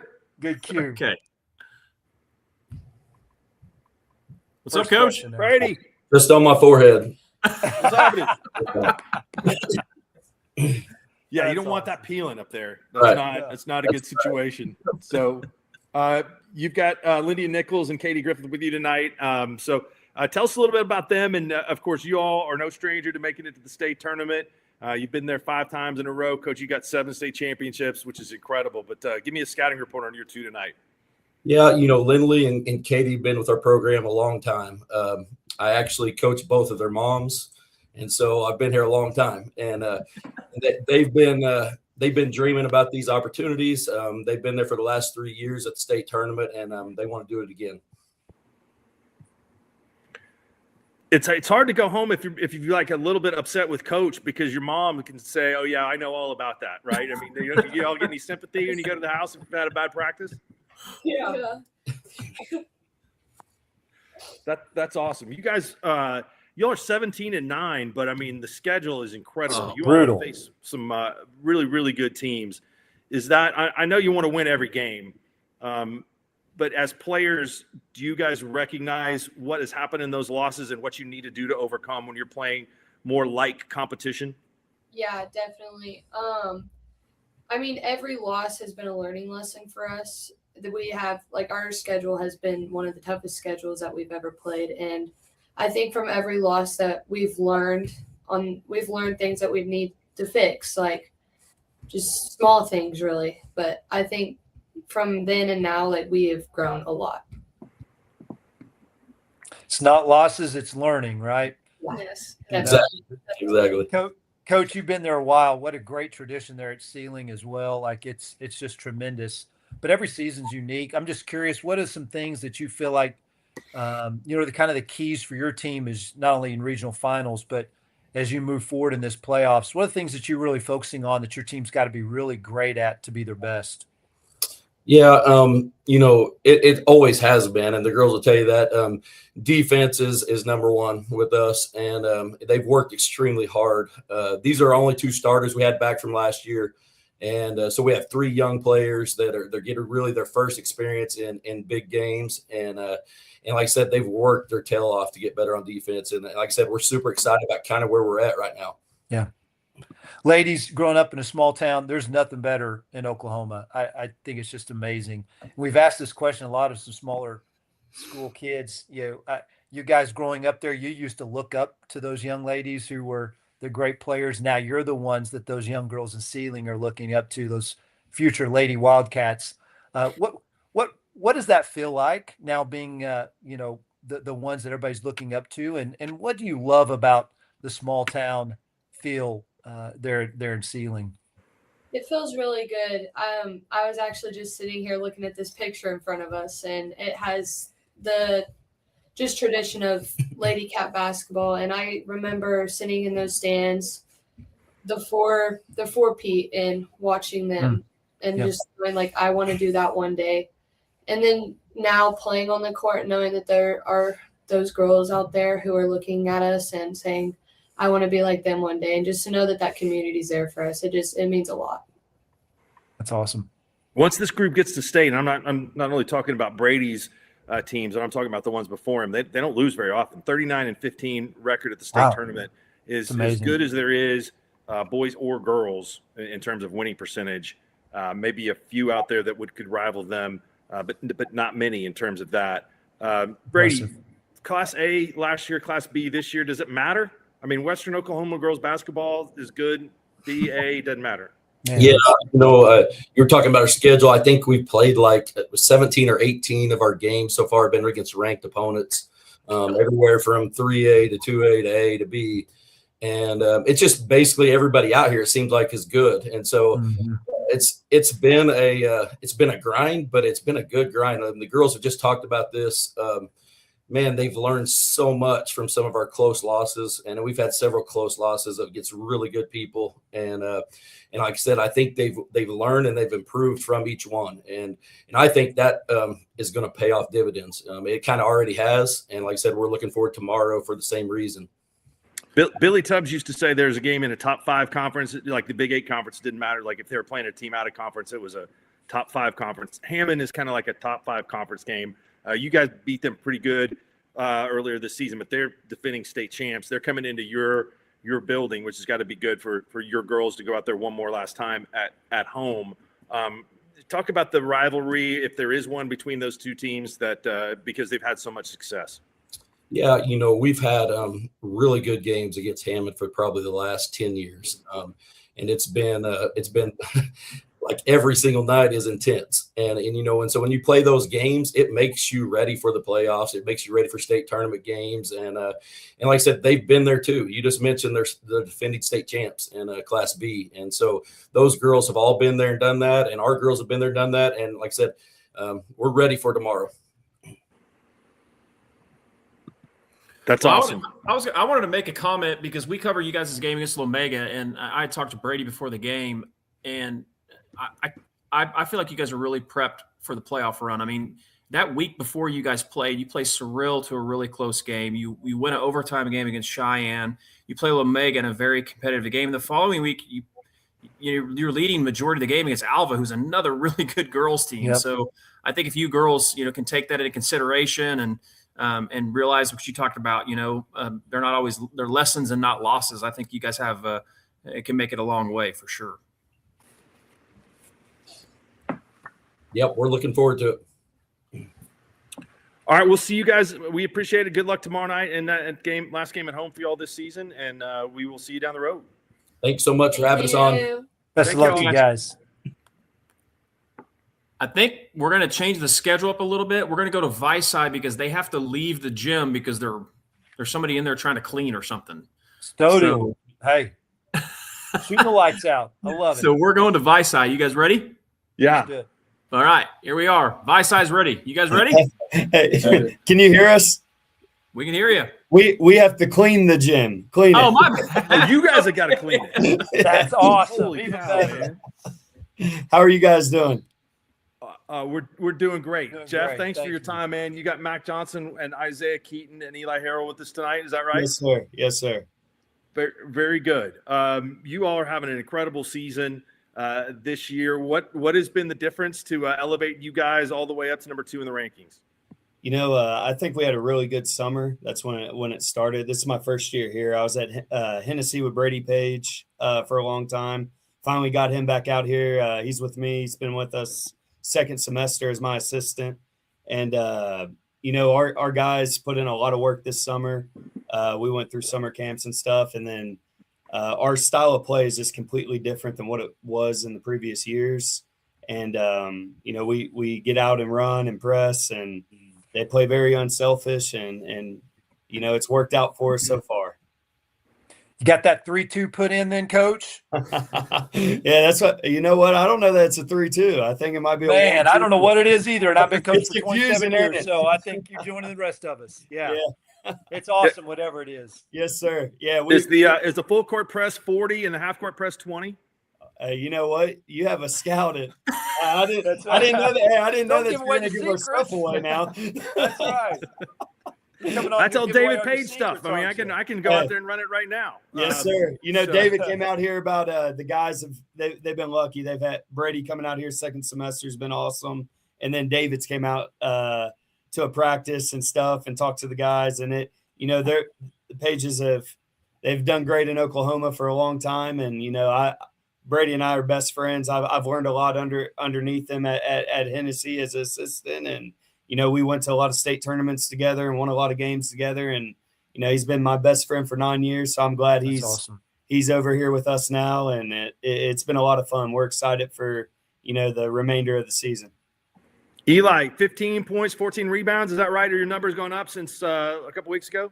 Yes, sir. That 15 and 14 holding steady, or are you better? I'm hoping to get better. I had a couple games where I didn't quite do as good, but as long as we keep getting W's, I don't really care. It's a long bus trip. You used to be able to grab the book and add a couple of rebounds on the bus when the coach wasn't looking. So you get up to 18 or 19 a game. That's a good way to do it. Huddle now, man. Screwed that all up, didn't Yeah. Yeah, don't Yeah, tell I him. did. Well, we do our stuff electronically, so he can't do that. Yeah, I'm old grandpa. He doesn't know what he's talking about. Mac, you averaging 21 a game. Is that right? Yes, sir. You guys like to get up and down the floor? Oh, yeah. And you've beaten a bunch of teams all of your games have been Man. double figures. You guys are doing a good job of distancing yourself. So tell us a little bit about your opponent coming up this week and what do you guys expect? Yeah. Oh, you want to take it? You got it. It's a familiar opponent for us. We played them twice this year. They're a good team. I've ranked them. We talk about rankings a lot, and I've ranked them top 5 all year. I think they're a very talented team. They have a really good post player that's 6'7", and they have guards that can handle the ball well, and they can shoot the ball. So they play incredibly hard. They're a talented team, and for us, like we played them twice already. We've at half both games we've been up 16, and we were up 19 in the last game, and they fight back in the second half. They're a really, really talented second half team, and they do it in a lot of their games. They play extremely hard, and they don't shy away, and they don't give up. So we're looking forward to the matchup tomorrow and the opportunity. Our guys haven't had the privilege of going to a state tournament as players yet, and we're 2 games away. So we're focused one game at a time. We're hoping that we go out there tomorrow and do what we're supposed to and have a good night. It's not. I mean, you guys have been to 7 state tournaments. Haven't been since 2020. Yes, sir. And so you guys are going to play Lady tomorrow night at home. That's the kind of point in time where the crowd and the community gets really excited. So it's got to be cool, I would think, for you guys to have everybody in Visai fired up, and really that's the biggest talk of what's going on in town is what you guys are getting ready to do. Oh, yes, sir. And Leedy's 15 miles down. It's going to be crowded in here. Yep. So it's gonna be a packed house, and we're super excited. We're excited for the opportunity. I know the guys, they put in a lot of work all year, and we talk about like our record, and we've had a great record and stuff, but none of that matters. And we're trying to really focus. It's just one game at a time. And, we're excited to get out there and compete, though. You guys, fellas, I wanted to ask you a quick Go ahead, question. I had seen that you guys hadn't made the state tournament in a few years, and I don't think any of your players said was 2020, so none of you guys have experienced that. And it is a special time of the year, but at the same time, you have to keep it normal and keep a routine. So, fellas, I'm just asking, what do you feel like you have to do to keep things in perspective, to keep the things in perspective, and not get too excited, even though it's a special time of the year? As players, what are you guys doing? What are you guys doing to make sure that happens? Go ahead, Isaac. Well, we just try to just focus, like Coach said, one game at a time. Don't overlook what we're doing. Just focus on who our next opponent is and not be too big-headed to think we're going to just automatically make it. We got to work on every single step to make sure that we're going to make it. It's awesome. So I've got to tell a memory about Visine. It goes really far back, so none of you kids are going to remember this, but I know Coach Terrell knows who Coach Hardaway is at Cashin. Yes, sir. Coach Hardaway's first coaching job was at Visine. Yep. And I went out to watch Hardaway coach his first game, and they were playing a guy by the name of Jordy Mercer, who played in Major League Baseball. Yep. My dad actually also happened to be officiating that game. And it's really out of control. Like, the game is going really in the bad direction for Visine, for John. And my dad runs by John and blows a whistle and calls a timeout. And John looks at my dad and was like, I didn't call a timeout. My dad goes, you need one. I talked to Jordy before I took the job out here. My superintendent, Coach Jordy at Tologa. Oh, nice. That's cool. Yeah, so big connection there. And, he told me exactly what everything I've heard. We have a great administration here and stuff. And I talked to Coach Hardaway. Funny story. He moved here from Cashin. So nice. So his mom taught at Cashin and moved here. So we went and scrimmaged over at Cashin over the break. So it was cool for him to go back and play some of the guys he grew up with. That's awesome. Did Jordy ever find out what that was? If that was a Bigfoot on his trail cam? Hey, I'm not sure about that. I'll ask him though. Yeah, his son plays with Brady's. Brady coaches our little GTA team in the city, and Jordy's son plays on that team. So I get to talk to him every now and then, and he's awesome. A good guy, really good guy. No lie, I think he had one on there. So, well, good luck. We found the missing footage. Let's go. Yeah, good luck to you guys. We appreciate it, and thanks. Who's got the mop? I think we're gonna have Eli do it tonight. All right, double. Yeah, Let's he's go. cleaning up Gotta the clean glass, that and glass, he's cleaning up the gym. So, Yes, sir. perfect way to do it. Thank you guys so much. You guys, good luck. See you guys. Hey, I got to let the cat in. Sorry. Yeah. Give me 1 second before we talk to You're Martin. good. Yeah. All right. We got, just to give everybody kind of a breakdown here, if out there watching, we have coming up next, we have Varnum girls, who will then be followed by Varnum boys. Then we will have Calumet boys, followed by Calumet girls. We'll have Quinton girls, Dover boys, DCLA boys, and we'll finish up with the Omega Lady Raiders and Kevin Llewellyn. So it looks like we have Varnum girls ready. Do you want to bring them in? Let's do it. Coach Hadley. Hey, guys. How are y'all? Doing good. Coach. Great to see you, Coach Hadley. Good to see you guys. Thanks for having us on. All right, we got Liv Lena, and we've got Michaela Louie and Raylan G. Is that right? That is correct. Awesome. You guys are 22-4, knocked off Union City, and you got Crowder coming up next. You guys had a little bit of a nail biter with the Union City. Yeah, they just kind of just matchup wise with them. They do a good job matching up with us. They've got 3 athletic guards that can guard our guards and kind of make things tough on them. They've got some size in the post that does a pretty good job on our post, and so just matchup wise, they've presented some problems for us. The first time we played them, we didn't play particularly well, and we had a piece or two missing that night. But thankfully, last Tuesday night, this past Tuesday, we were able to take care of business and take the next step. Coach, I got to ask you. Hey, first of all, it's great to see you, John. Great to see you, Coach. Sure miss seeing you around, buddy. Absolutely, you too. Best, but so cool and we've got a few coaches actually we're going to speak to tonight that coach both the boys and the girls team. First of all, for you, Coach, like, what are the differences? Are there any differences in I know there's differences in coaching boys versus girls, but just in terms of your strategy and preparation and how you go about coaching both of them.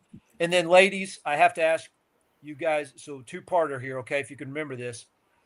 Both the boys and girls have the same record. Do we got something, or is there any bets going on with who's going to have the better record at the end of the year? I'm just wondering, or if you guys tie, that'd be awesome. You guys both go undefeated the rest of the way, win state championship, be awesome. But is there any bets going on with the boys team? So two-parter there, one for each of you. Well, for me, I've been doing this. I think I'm in my 14th year of coaching both groups. Yep. Obviously, strategies vary and, game plans vary and things like that. But in a lot of ways, I coach them the same in a lot of ways. We do a lot of the same skill work and, have the same level of expectation, certainly, within our programs. And I expect them, to show up and work hard, boys and girls, and just the accountability part of that and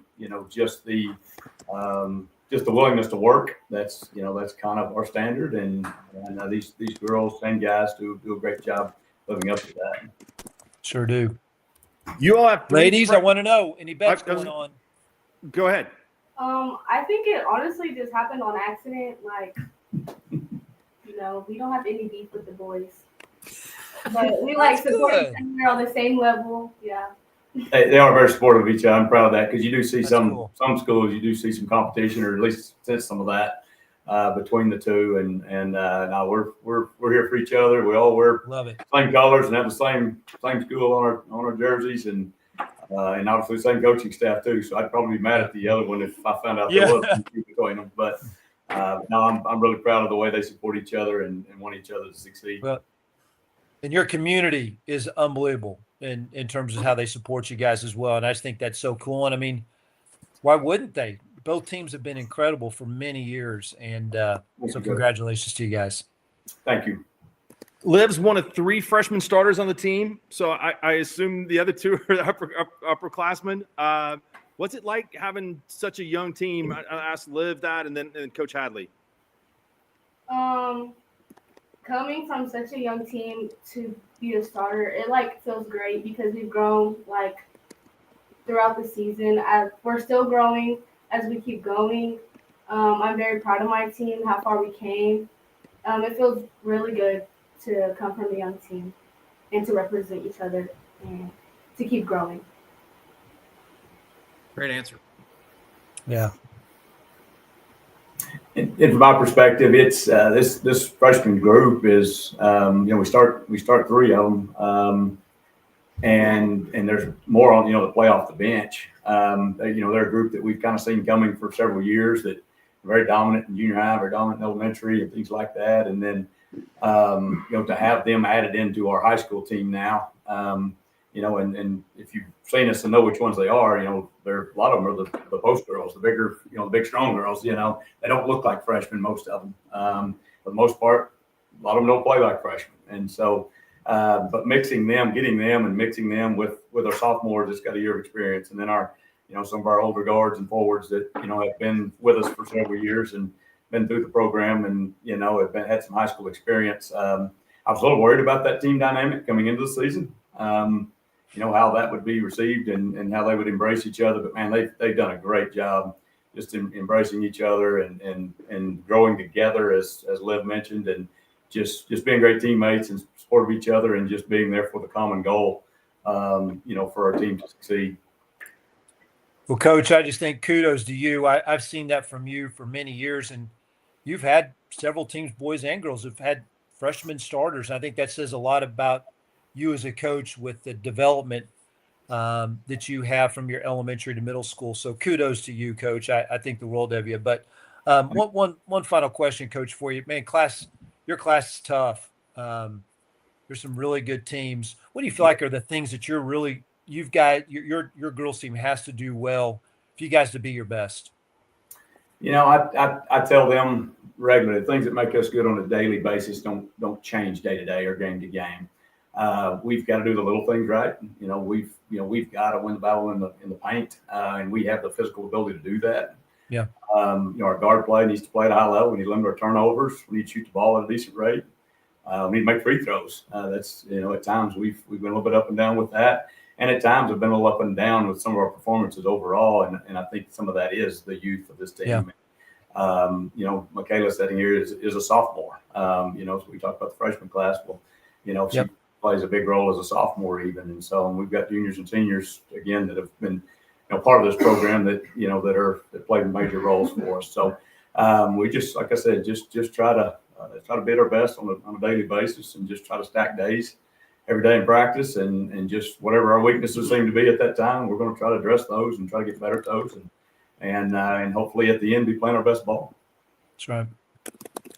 Is this the first year you guys have had that Whip It mascot?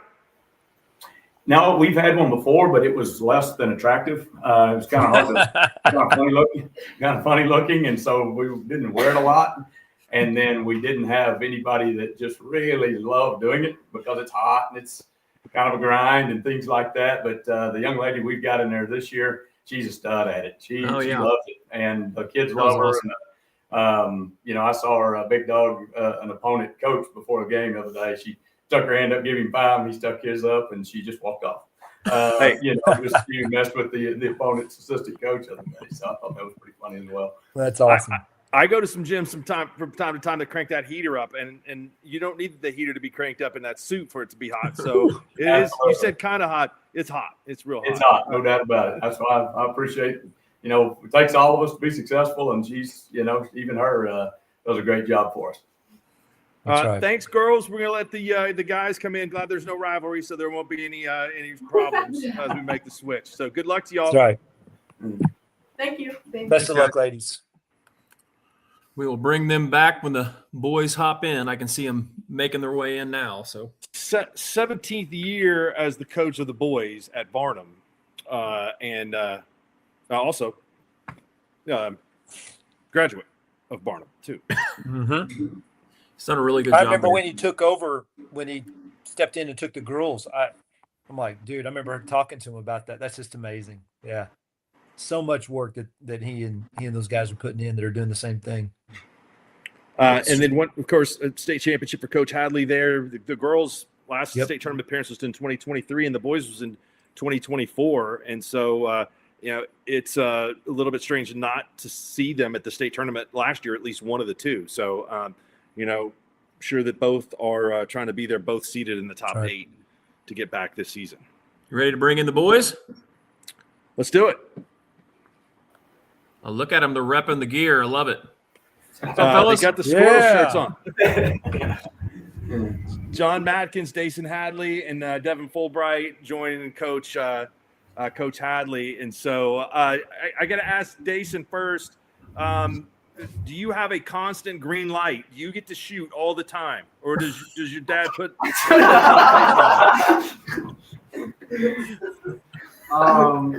No, I don't think so. I try and find the best shot that I can possibly find, create for my teammates. Does he have the green light? He's a pretty good shooter. It's one of those players that whenever it comes out of his hand, it looks like it's going in. Pretty much all the time. So I do tell him, if he does take a tough one or a bad one, we've got to make a better decision there. I mean, we do definitely try to redirect that, but no, he's a kid that he went 6 of 8 Tuesday night from 3 in against Union City, and thankfully he's, like I said, having a good year and helping our team be better. Shawn, I saw these guys play at the festival against Deer Creek Lamont. That was a great game. It went into overtime, but they really have a very good combination inside outside with Madkins and Devin is a guy that does a lot of different things. He had some big threes in that game too. So this is a team that I think is good at all levels. Totally agree. And your class is wide open, I feel like, Coach. And Dason, it's good to see you again. I don't know if you remember me, but it's great to see you again, buddy. Knew you were going to be this kind of player from a young age, man. So it's cool to see you guys. Coach, the class is just wide open. What do you feel like, for the boys team, what are the advantages that you feel like maybe that your team has, or what's some of the unique things about this boys team, maybe compared to some other teams in your class? Just curious. Well, this guy sitting there, John Mackins, he's a tremendous weapon. Yep. I've seen other kids or other teams, have some size and things like that, but the skill and physicality he's able to play with kind of separates him a little bit from some of our opponents. So we try to utilize him as a weapon, obviously on both ends. He had 23 points, 20 rebounds in the district championship game, which was not was not a major blowout. We had to play, the majority of that game, and so he's capable of big numbers like that. And teams do put a lot of emphasis on stopping him and defending him, which makes it easier for other people, whether they're doubling the post or, really packing it in to minimize his catches and his opportunities. So it makes it easier for my guards. And I think you're asking about, some of the dynamics we have. I think we've got a little of everything. I think we've got a little athleticism. I think we've got a little size. I think we've got good guard play. I think we've got good interior play. And, we just, like I said, just need to try to peek it all out right here at the end and try to be playing our best ball down the stretch. Hey, fellas, it's been a year since you guys made the state tournament. What do you guys feel like are the keys kind of for you guys as you look at trying to make the state tournament again? You had a year off, which is kind of unusual in the recent years of Varnum basketball. What are some keys for you guys? And then if somebody wants to answer, we asked the girls, you guys got the same record. Is there some kind of bet going on, something going on with who's going to have the best record at the end of the year? What's going on there? I feel like playing as a team, we need to do that. I feel like if we play as a team, we're going to be a tough out. And the thing with the girls, we want to be better than them. At the end of the day, we want to make it as far as we can, but we root for them. We have student sections for them. We get hyped for things, and we love it. It's great energy. That's awesome. Great answer. What are you guys missing out on tonight in Varnum that you are joining us for? We're actually hosting a regional, and so as we come over here to prepare for this or to get everything set up, there was a regional consolation loser bracket game going on in our gym, where we just set this up in the gym. So like Canute did and Lady did and OK did, and some of them, but we'd have done the same thing, but we weren't able to, so we had to come over to my administration office to set this deal up. You guys get an A for technology, though. I mean, there's been no glitches. No. I mean, Been click, seamless transformation from girls to the boys. So job well done. And plus over the top for the SKORDLE shooting shirts too. Well, they're a SKORDLE school, so they get they're in the network. They just kind of all works out really well for them. You get swag. I'm in the network too. I got plenty of gear. I need to go put some on. So, hey, thank you guys for your time. We look forward to seeing y'all soon. Man, best of luck to you guys. Thanks for having us on. Guys. You bet. All right, we're gonna go from Seminole County to Blaine County. Is Calumet Blaine County, or is it? No, it's not in Kingfisher County. It's south of Kingfisher County. What county is that? They'll be able to tell us. Just need a weatherman on the Canadian show, county. man. He can tell us. Canadian County. All right, we're going to add the boys. Here we go. What's up? We're definitely in Canadian County. There we go. I can't even say it's late because it's much later in London, where Shawn is. I mean, I have no excuse for that. Hey, it's only 3:15 in the morning. Come on now. It's not that bad. How you doing, Shawn? Man, it's great to see you, Jacob. Yeah, you too. All right, Coach, tell us who you got with you tonight. We got Kingston Arnold, Caleb Thiessen, and Hunter Mayfield. Guys, how are y'all doing? I like the background there. You've got your media savvy. You guys are big time. Obviously, winning state championships, you got to have the media background there for you. So, you guys got a little bit of travel to take. You guys got Balco Forgan and going out to Shattuck. So, tell us a little bit about what your opponent brings to the table. Well, we watched them. We've got to watch them play now a few times. Personally, I went and watched them play in the SKORDLE shootout. We watched them play Cimarron. They're a pretty physical team. Offensive rebound, I think, is what they do the best. So we're going to do our best maybe to get them blocked out. Coach, it's great to see you again, man. See you. Miss getting to see you in Oklahoma, but you've had a great man. You've done a great job there in Calumet and had some great teams and stuff like that. But every year is a little different. What makes this year's team unique and special? We were finally coming off a state championship win, so having have that target on our back every night. This year we started the year out with one of our better players and got him back at Christmas. So just guys learning new roles. We lost a good senior last year, so just trying to get all the pieces to fit back together. What has it been like, having won that state championship? I mean, because it is every year is different. How have you guys handled that? How have you had to handle that as a coach? Well, this year is a little different too because we've been at the door in baseball and in basketball. A few years. I don't know, 4 or 5 runner-ups in baseball. It felt like in a row too. So this year, we won the fall state championship in baseball. These guys were all on the team and punched through on that. Being motivated early in the year is always a problem. And I think, like this year, we didn't talk about it much as a team, but, just every game, night in and night out after, being at playing at such high volume games and high pressure games, and then just going to Tuesday to a conference game, doesn't seem near as important. So, these guys are good competitors and they do show up and play hard every night, but, just feel like you're keeping that competitive edge going. We've really been trying to stir the pot between the boys and girls teams. That right. We've had both of them on the show tonight. So no Mayfield can answer this question. I want to ask Kingston and Caleb, who wins in a 3-point shooting contest between Jacob and Hayden? Sorry. Hayden beats him. I know the Mayfields are very competitive. I mean, so I'm not saying that Hayden isn't. I mean, so. Hayden's not beating me at anything. Yeah, that's right. There we go. I put my money on Jake. I put my money on Jacob. She's not there yet. She can't shoot that good. She'll work at it hard enough. She doesn't like that answer, but if you're shooting 15, somebody's going to need to probably make 14 to win. Well, that's definitely me again. That's probably the number. I love the confidence, Coach. Tell us, is there pressure? What's it like this season being different and after having done it, knowing that, you're going back in a class that's got a lot of good teams, some of the same teams that you guys saw a year ago too? Well, I just think coming into this year that defending our title, obviously, we got to go out and compete every game, play at a high level.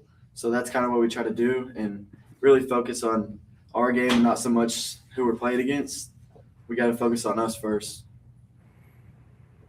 I wanted to ask you guys. You guys have, knew you won a state title last year, and then in baseball this year. What are the things you've learned? Because it's a new team, but you can also learn some things from those championship teams. What are some things that you guys have learned? I know you're part of it, but what are some things that you guys have learned that are going to help you for this year?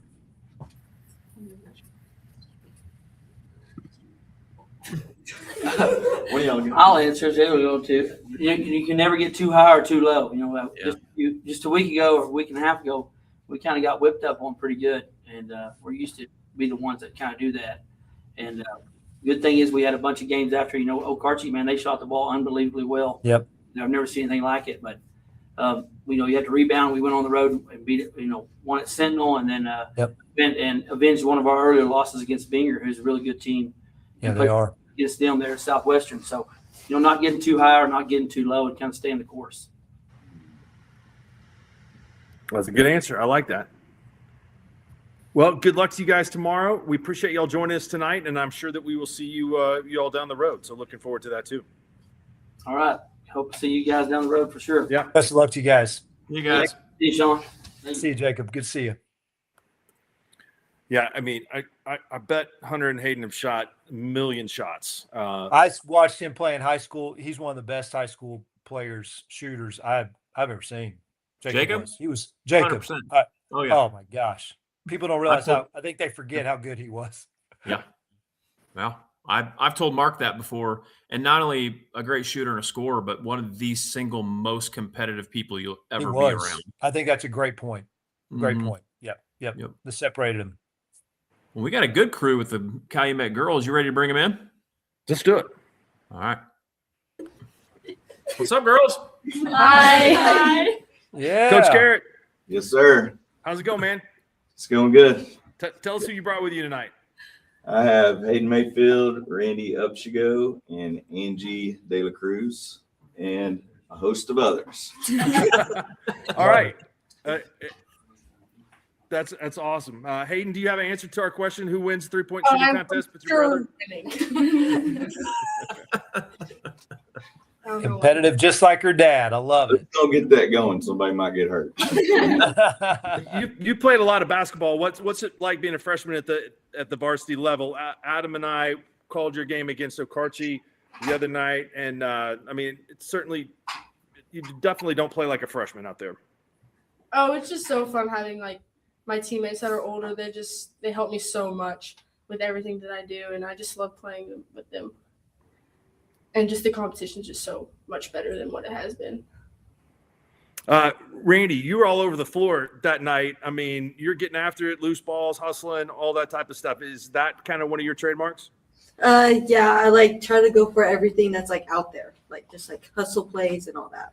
What's the most steals you've had in a game? Like 6 or 7 steals. Oh my God. Okay, that's pretty good. That's a lot of That's steals. good. No.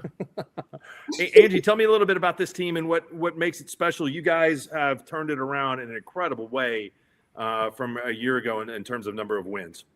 I definitely think that our chemistry has a lot to do with it, and all of our success on the court. We honestly built a bond over the last few weeks and months, and it's honestly the best thing ever. 8 wins a year ago, and so now 20 wins. That's amazing. That's awesome. a great season, Shawn. Okay, Coach. Great to see you, Coach Terrell. I think everybody that ever listens to these would love to like that insider information and little things that are about, they're unique about your team. What are some of those cool things about the team for our listeners, and maybe some of those core standards, that you've tried to instill in your team? Well, we definitely have a lot of personality. I love it. We do have a lot of fun, but we had a big turnaround in the program just because of them, and they decided to start learning how to work and learning how to play for each other. That's been a big deal. We look inward a lot at what we're doing and how we're doing it, and when they started doing those things better, the little things and stacking days, then that really turned things around, and we get better every day. That's awesome. John, Ladies, I'd love to hear your coach talk about some of those little things. And I'd love to hear maybe some shout outs to some of your teammates who do those little things, and what are those little things that they do? Oh, for sure, Breck Bowers. She does everything little. She goes for every loose ball, every rebound. She's the shortest one on the court, but she'll always get a rebound, and she's the best defensive player I've ever seen. She's always the first one to help you up too, always. For sure. And first one That's to awesome. pick her down. You can tell you guys have some really great chemistry there, and those things will carry you during this playoff season. I really believe that those relationships can make a big difference in how much I always told my team, caring is our competitive advantage. And, I think that can be the case for you ladies as you continue on. So ladies, real quick, what are some things you feel like you guys have to do well for your team to play their best at the end of the year? We definitely have to shoot the best. We have to play together, play with space, and play with lots of confidence. We definitely have to take it one game at a time and just trust each other and play like we have nothing to lose and everything to prove. So much energy. I love it. Now, is one of you Mr. Voss's daughter? I am. Do you get your basketball talents from him? I think that me and Brendan are actually better than him, but good.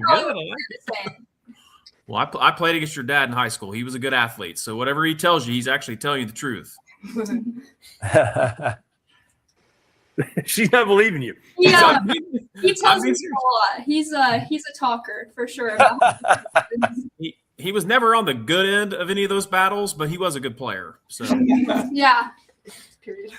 Coach Garrett, good luck trying to get back to state tournament the first time since 2020. Hey, your team got a lot of personality, so you don't ever have to worry about that. Yeah. They got the MVP of the personalities tonight. Yeah, I hope you guys get to see us keep playing for a while. All right.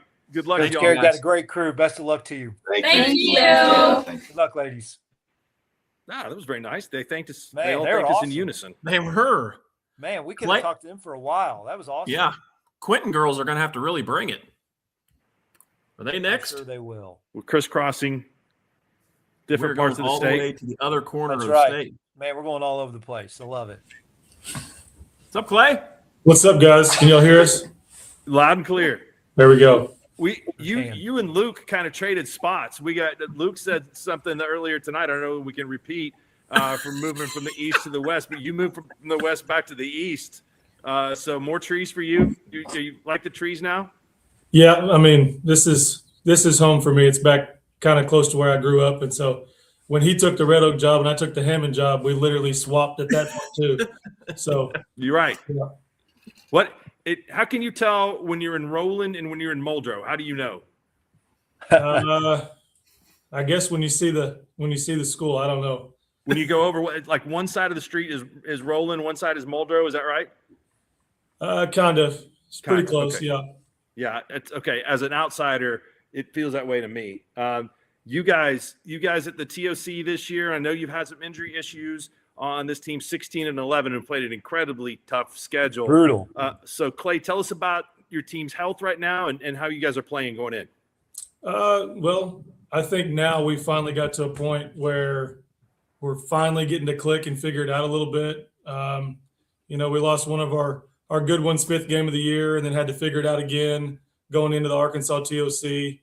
And then we lose our point guard, I think, 18th game of the year to an ACL as well. And so we had to our girl that was playing the 5 for us early is now playing the point. So and then we've had to kind of adjust, but I think we're playing well at the right time. I think everybody's kind of figured it out and kind of filled their role that we're needing to play right now. So hopefully it continues. But yeah, I'm happy where we're at considering the cards were dealt, but you don't get to pick all the time either. You've got Lexi Purdom, Paisley Powell, Olivia Daniels, and Shaylee Black with y'all tonight. And you say Miley? And Miley Needham. Miley Needham, yeah. Girls, how are y'all? Good. How are you? We're doing great. Sorry for keeping you up so late. We're running a little bit over, but Coach Shenk is in London tonight, and so it's almost 4 a.m. Where he is. So that's right. We can't be tired. Well, tell us a little bit about what you guys. I mean, what your focus is now.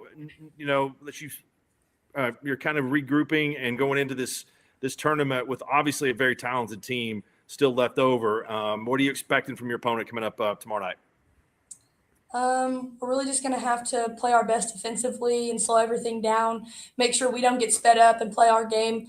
We've struggled kind of early with turning the ball over, and we've progressively got better and been able to slow ourselves down and see the right plays and hit the right people. So hopefully just going forward, we can keep getting better. I don't know.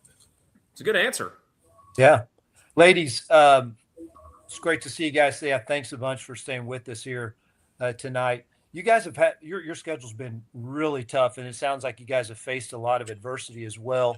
But ladies, I wanted to ask you what are some things that you've learned throughout the season, maybe in some of those losses, challenging competition. What are some things that you've learned that are going to really help you as you make this playoff run?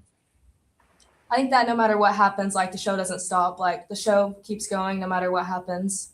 So just have the next play and regroup and keep going. Great answer. Love it.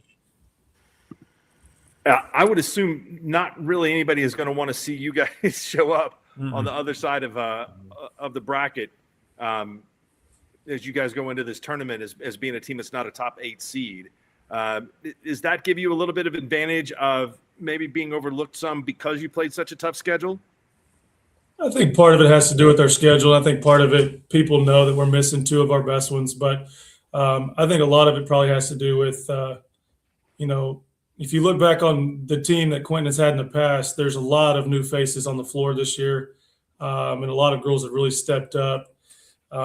Maybe if we don't play such a tough schedule, we're in the top 8. But also, if we don't play such a tough schedule, we may not be battle tested and ready to go come playoff time. So that's the beautiful thing about playoffs. It really doesn't matter what you're ranked. I mean, you just got to play your best ball at the right time and set yourself up for success there at the end. So I we know were kind you of guys talking about some of those Millwood teams of many years ago playing in that city conference, and they come into state tournament and be 9-17 or something like that, Coach. And you're right, it doesn't matter. Who are some kids who maybe stepped up to fill some of those roles of some of those great players that you've had that you lost this year? Man, I think it's just been a collection of like everybody. Like we've had multiple girls do different things every night. We've had one of our sophomores score 28 and another one score 17 the same night. And then the next night we'll have somebody else, add 15 or 16. And it's kind of been a collection of just kind of that's awesome. Who's hot. And, I think one night might've been against Beggs. We had 4 girls with a double-double. So wow. We're just continuing to figure it out. Girls are kind of embracing their role and what we're asking for them. And, they play so hard. It's one of those deals. I've talked to my assistant, we're kind of one of those catch-22 teams. Like you have no idea who's gonna steal the show that night, so to speak. But they're extremely resilient, adaptable, obviously. So we're just trying to stay hooked up. Ladies, that'll make you dangerous. So stay with it. It'll make you dangerous. Good luck to y'all. You guys got Allen tomorrow night, a team that went to the state tournament a year ago, and I'm sure you all are familiar with a lot of those girls. So best of luck to y'all, and we will we'll check in again with y'all soon. Yeah, appreciate it. Thanks, guys. Thank you. Yeah, that's a good squad. Yeah, they're good. Yep. I knew they had the one girl that went down early. I didn't know they lost a second girl. Oh my gosh. they were actually. I knew they were in the TOC. Yeah, and, well, they were supposed to I always play. try to keep up with that, and knew the one girl gone. I did not know they lost a second girl. Wow. Yeah, wow. They were supposed to play in our festival, Shenk, and they weren't. They had injuries and some other stuff, so they weren't even able to travel over and play in our festival this year. So hopefully they'll come next year, though, with the youth they have on that team. He's done a heck of a job, man. Yeah. All right. Do we want to talk to the man, the myth, the legend, Jared Reese? Let's do it. Oh my goodness. The second best. Oops, that's not Jared Reese. That's Kevin Llewellyn. Hi, Kevin. Hey, Kevin. Take him as well. Here, I'll get Jared in here in a second. The second best player ever from Blackwell, Jared Reese. Yeah. Reese and I decided that he's number 1. Case and Buck and Dax Compton also with Coach Reese tonight. How's it going, guys? Good. Can you hear us? We got you. Okay. It's good to see you, Coach. Good to hear you, man. Yeah, you too. You guys are, just right back after having an incredible season last year, going 27-3, off to another great start again, Jared. So are you surprised and happy with the way this transition has gone for you coming from Kingfisher to be so good so fast?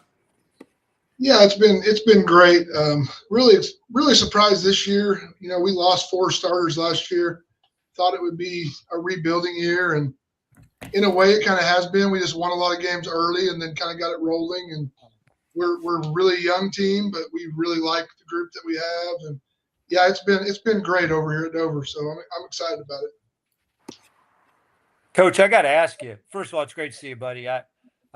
You know how I feel about you. I think you're the best coach in Oklahoma, if not the country. But so fellas, you're lucky to have him there at Dover. And I'm not even trying to blow smoke. So, but Coach, I got to ask you, what's up with the scoring? Holy crap. 6 games or something like that, scoring over 80? You kidding me? What are you doing over there? Remember Ken Jones? You guys remember Ken Jones? The That possum. little stall game, like choke the chicken or something. What, you're not doing that no more? Not holding it? The shot clock doesn't come in until it doesn't even come in for you guys next year. So what's the deal scoring over 80 so much? Yeah, we are a lot more athletic this year. And we probably are not as good at holding it as we've been in the past. So we just try to shoot it before we turn it over, and we're pretty good at that. We have some explosive guards, and that's awesome. yeah, we're playing a lot faster. Defense is still good. Giving up a few more points this year than last year, but I think it's just because of the number of possessions. So yeah, fellas, I got to ask you. You did lose some starters from last year and had a great team. What are some of the roles maybe that you guys have had to fill, to make this team another great team and a team that's got a chance to win a gold ball? Yeah, Kaysen was the only one that we had. Kaysen, I guess, and Brennan a little bit had started last year. So Kaysen had some experience. The rest of the guys were mostly freshmen last year and just kind of waiting their turn. So they got to practice against some really good players and kind of see what it took to win and just get better each year or throughout the year. And we've improved throughout the season. We won some games early that we thought were maybe toss-ups, and then once we did that, it gave us some confidence. And once you kind of get that rolling with some younger guys, it really helps. Yeah. You guys Kaysen and Dax. Oh, I'm sorry. Go ahead. Go ahead, Sean. Mark. No, Kaysen and Dax, I just wanted to ask you, what are some things you learned from those guys from last year? And then how's your team different this year compared to the great Dover team last year? We scored the ball more, and it's a good answer. As long as you score more than the other team you're playing, that's good. It's good in here. What'd you learn from those guys last year, fellas? Being a leader, like from Lucas, and Jonas, like being aggressive. That's awesome. You all played Cimarron to begin the season. Do y'all remember, like 8 years ago? Do you remember that game? Yes, it was the first game of the year, which for us was like November 4th or 3rd. So it's been a long time ago. So, but yes, we do remember that. We kind of watched some of that film back the last couple of days, and it's amazing how we really don't do any of the same stuff we were doing back then. We threw a lot of stuff away, and probably you could say the same about them. So it's almost like completely different teams that are going to be playing tomorrow.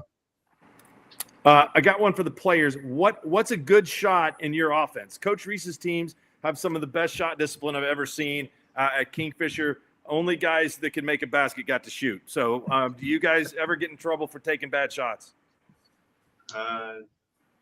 As long as it's inside out, Inside where? Inside out. Inside out. I like it. I love it. Right. Great answer. Knows your stuff.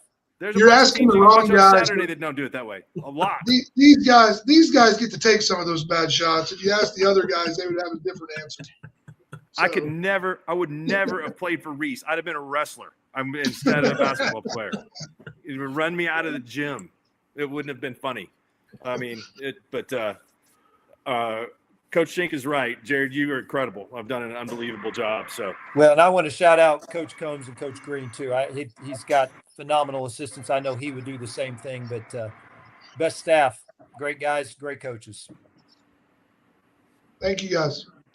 All right, good luck to y'all. Thanks for staying up late with us. Thank you. See you. It's good to see you, buddy. The Dover Longhorns taking on the Cimarron Trailblazers. Cimarron. Yep. So Dover ranked number 1 with a bunch of first place votes. 50 of the 56 in the final poll. And they took a loss late in the year to Wacomas that was kind of interesting. But that Wacomas team, I think there were a lot of people shocked about that. But I've seen that Wacomas team play. That's a good team. They're athletic, team. If I'm not mistaken. Yep. Pretty athletic team. Yeah. You got some big kids, and obviously when you get beat like that, you probably aren't playing. You probably didn't play a very good game too at the same time. But I don't think that's a bad thing. When you've won a bunch of games. So totally agree. Man, it's hard to go undefeated, fellas. And I've never done it, but I know that some people have, and it is hard. So sometimes getting that out of the way, and then I think they followed that up with another loss to the Whippets. Was it O'Keene, maybe? O'Keene, yep. Mm-hmm. Is that right? Something like that. Yep. So those things can actually, again, can those losses be learning opportunities and maybe refocus, recalibrate your team? And knowing Coach Reese, I'm sure they used it that way. Well, you ready to bring in DCLA and Coach Jones? Let's do it. Hey, what up? Two spots behind Dover in the final ranking. The DCLA Eagles joining us tonight, and so Sean, you should have seen that game at the SKORDLE Festival.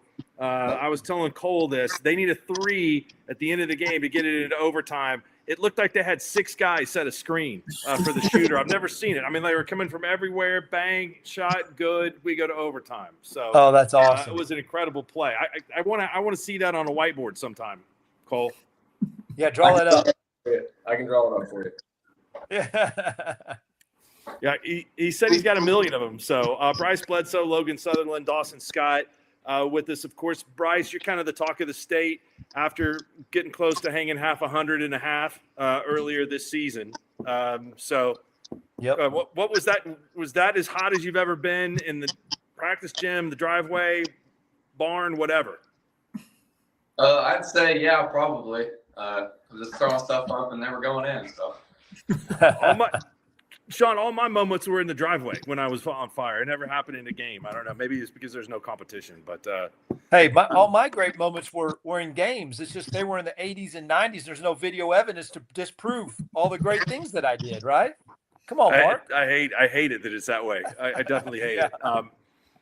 You guys, Cole, you guys were really good. Made it to state last year. There's a bunch of teams that have a chance to go back to state again this year in this class, and so you kind of everybody knows what the score is. What is, and you lost some players off the team a year ago. So what is it like going back this year with this group, trying to climb that mountain? Yeah, we feel pretty good about it. Like every other coach has said, we got to take one game at a time. We lost Bryce's older brother, Braden, and he was a big part of our team last year. But I've seen a lot of our guys step up faster, stronger. Every time I walk in the gym, one of those guys are in the gym. So, hard work hopefully is going to pay off.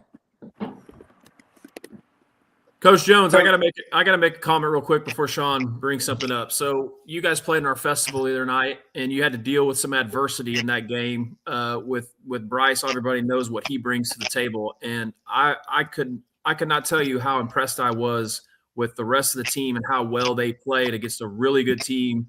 You gave yourself opportunity to still win that game, and I think that's something for you guys down the road if you ever do get yourself into situations where he may get in foul trouble or somebody else gets in foul trouble. I think that's just going to be a better opportunity for you guys in the future. Yeah. It was unfortunate with Bryce fouling out, but like I said, I got 7 other guys that can really play. So, did it shock me? Not really, because I see these guys in the gym every day. I see them at practice. I'm pretty blessed to be here. I got a lot of talent on this team. That's awesome, Coach. Hey, my question for you is: your class is going to be a lot of fun when we get to the state tournament. I think it's, I think it's wide open. I know that majority of the first place votes are really with 2 teams, really 1 team. But even Dover lost a lot of players from last year. For you, Coach, as you go into the postseason, because I think it's really wide open. How do you adjust practice and your preparation time? Do you look at a lot of things kind of into game situations? Do you focus a lot on the shooting aspect? Like, is it possessions are usually at this time of the year, it's more of a possession game. The game slows down. Like, have you changed your focus any in the playoff preparation and practices during this time of the year? I'm just curious. Yeah, I think you have to. When we first started, practice was 2 hours every day. Now when we're in the playoffs, we do a lot of we probably spend, what do you guys think, 30, 40 minutes every day shooting, going over set plays, going over how we're going to guard Brags this Saturday. So we only spend probably an hour and 15 minutes during the playoffs. We're in and out. Love to hear that. Players, hey, pretty cool being in small school Oklahoma. I'm just telling you, enjoy it. It's awesome. And I know the whole towns of Deer Creek and Lamont are excited to get to watch you guys and compete. How is it being the guys that all those little boys, those young guys are looking up to, that maybe you were doing the same thing when you were little kids? How is that being the ones that those younger guys are looking up to now? And what do you want to teach those young men? What do you want to show those young boys that are in the stands watching you guys play? You got it. It's a blessing definitely having like the little kids looking up to you, because I think all of us, whenever we were little kids, the kids in high school, we looked up to them a lot. And one thing I definitely like to teach them is just play with your heart and never take it for granted, because it goes by fast. Sure does. That's absolutely right on the money. Wise beyond your years. Yep. You guys, well, we wish you all the best of luck. That Braggs team is a state tournament team. Yep. So you guys have whenever they drew up the map, they said, "All right, Eagles, we're going to make you guys fly over to the other side of the state." So whatever it takes to get there to the big house. Yes, sir. That's right. All right. Hey, thank you all. We appreciate it. Thank you, guys. Best of luck to you guys. So DCLA made it to the state tournament last year for the first time since the late Been a while. 70s. You know who the studs were on that team? Hobbs. Oh, no. I know Richard Beck coached them. Reese. Jared Reese's dad and uncle. Oh, Really? that is right. Yeah. True story. Yep. Were they a co-op school at that time? I'm assuming they were. That's correct. Yes. Okay. Were they, or was it just? Yeah, I think you're right. No, it was Deer Creek, Lamont. Was it? Okay. Yeah, Deer Oh, Creek yeah. is Deer Creek about 10 miles west of Blackwell. It's a little further than that. Oh, yeah. 15 miles west, Lamont. Come on. I was a Helena Goldtree before it was Timberlake guy. I'm a Ringwood. Come on. I know all that stuff now. Exactly. Cole has done a really good job there. He really has. good job. You know, They have not been very good. I'm just telling you. Like No. I mean, what especially he's for done somebody last that year's just been turned amazing. 20. Yeah. You know, he's as a young coach. he's older than 20.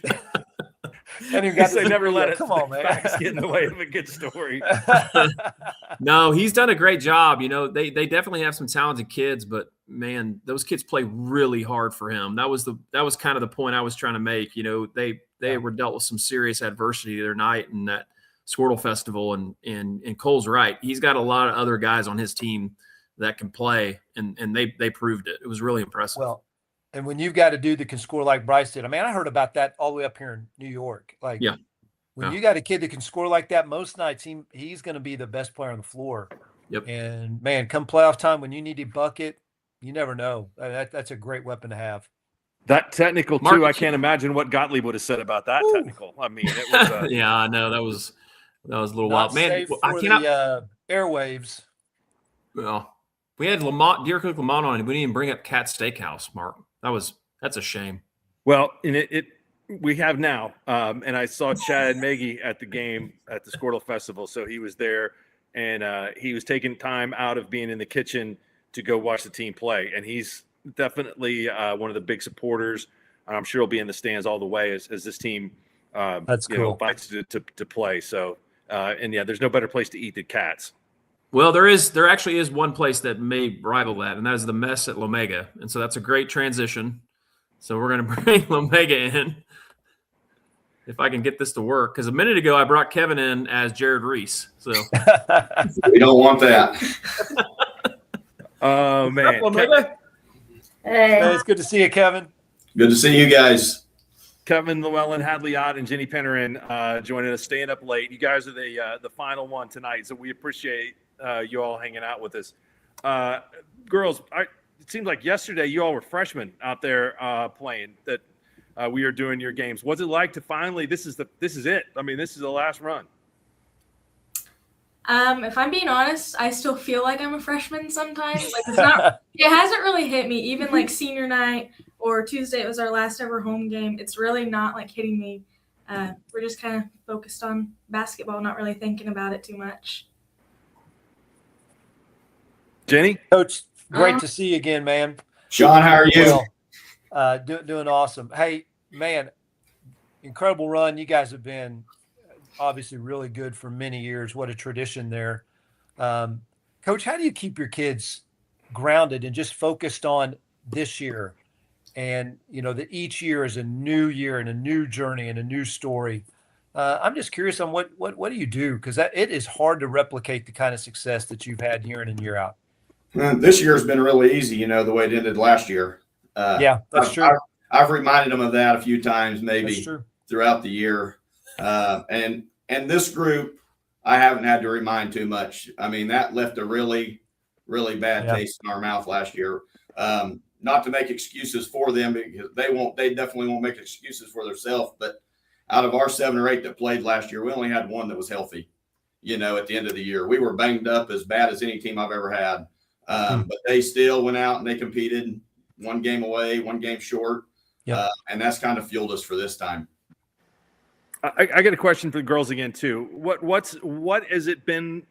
If somebody asked you, there's a stranger and said, "I heard about this Lomega basketball." What would you say describes everything from the town to the mess and everything? I mean, how would you describe it? So I'll just speak for myself. I moved here in 4th grade, and I vividly remember my first Lomega basketball game. And here it's just all about tradition. You know, we sit in the student section, we watch the games, you know, from the time we're really little, and we want to be those girls. That's something we always look forward to. So now being on the team, and we know that people are looking up to us now. So I think it's just really a tradition, and people want to continue that tradition here at Lomega. That's awesome.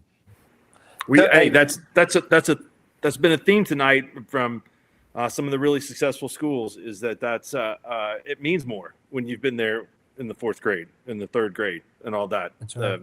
I think You don't want to be the one that's not any good. You don't want to be the class that comes through that's not any good. I mean, it's truly a real thing. Mm-hmm. I mean, you hear elementary kids and elementary parents talk about it.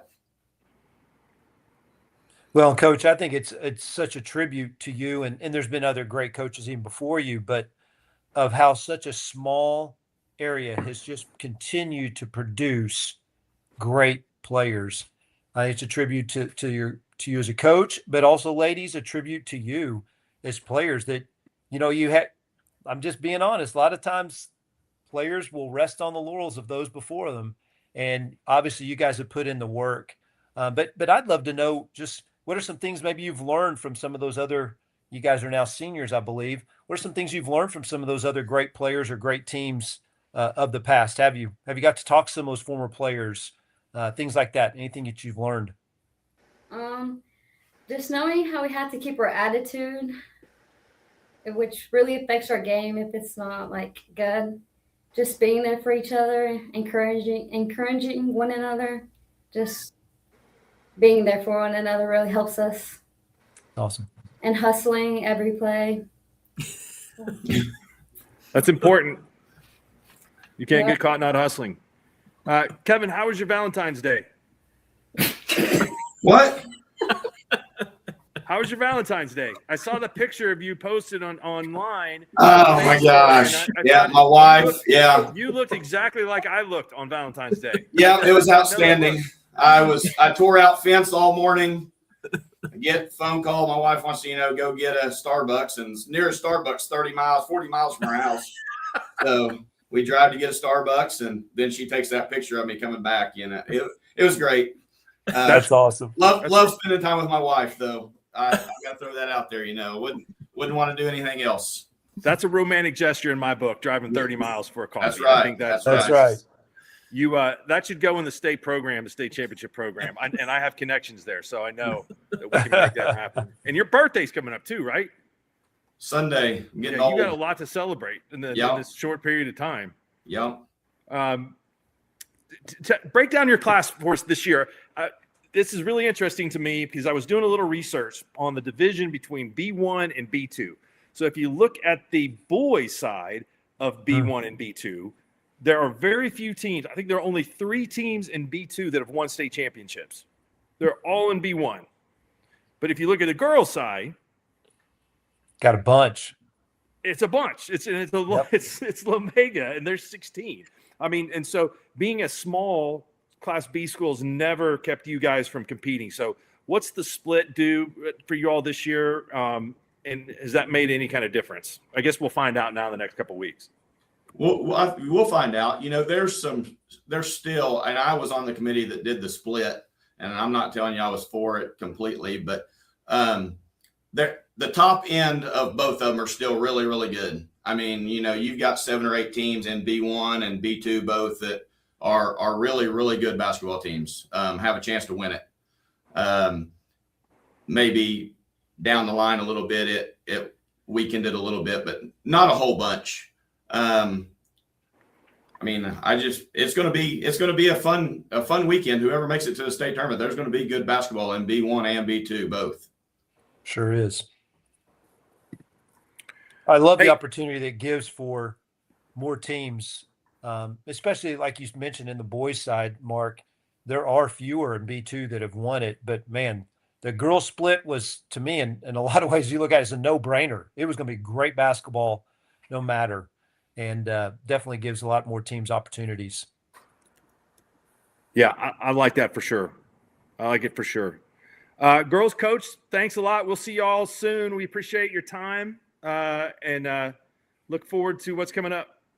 Thank you, guys. Best of luck to you guys. Thank you. Shawn, you're a warrior. That was a marathon. No idea how you did this. That's amazing.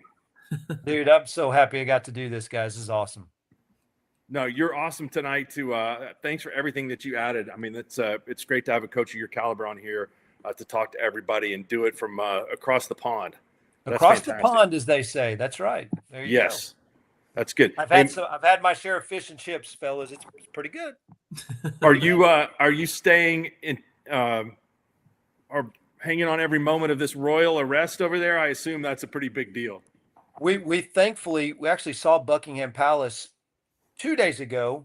Well, what is today? It's now Saturday, I guess. So maybe it was actually 3. So what day did we see it? Wednesday.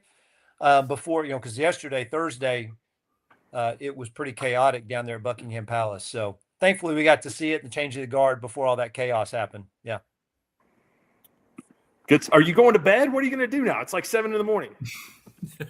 I'll have to get up here soon, probably. I don't, the flight going back is a little bit longer, I guess, because you're going, into the trade winds.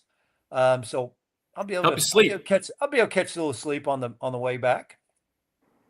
I'll be good.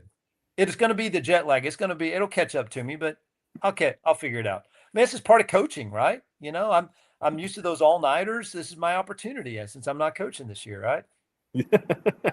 Oh, no, that's awesome. Well, we're really glad you came on, Shawn. We really are. Yeah. I'm so Thank you guys. Mark and I think the world of you, and you put a lot into your teams and your coaching, and I know, man, you were quick to reply back to me whenever I shot you a text about helping out, and I know you care a lot about high school sports in Oklahoma, and we couldn't have had a better person on tonight to help us on the show. Too kind. Well, thank you guys, man. It's a pleasure, all mine. So thank you very much for asking me. And if you ever need somebody again, I'd love to do it again. So, all right, we got a lot of basketball now to play. So the talking is done. Tomorrow night, everybody will get after it. And so thanks, everybody, tuning in tonight. And we will see you with more coverage of high school sports as we head towards the state tournaments right here on SKORDLE.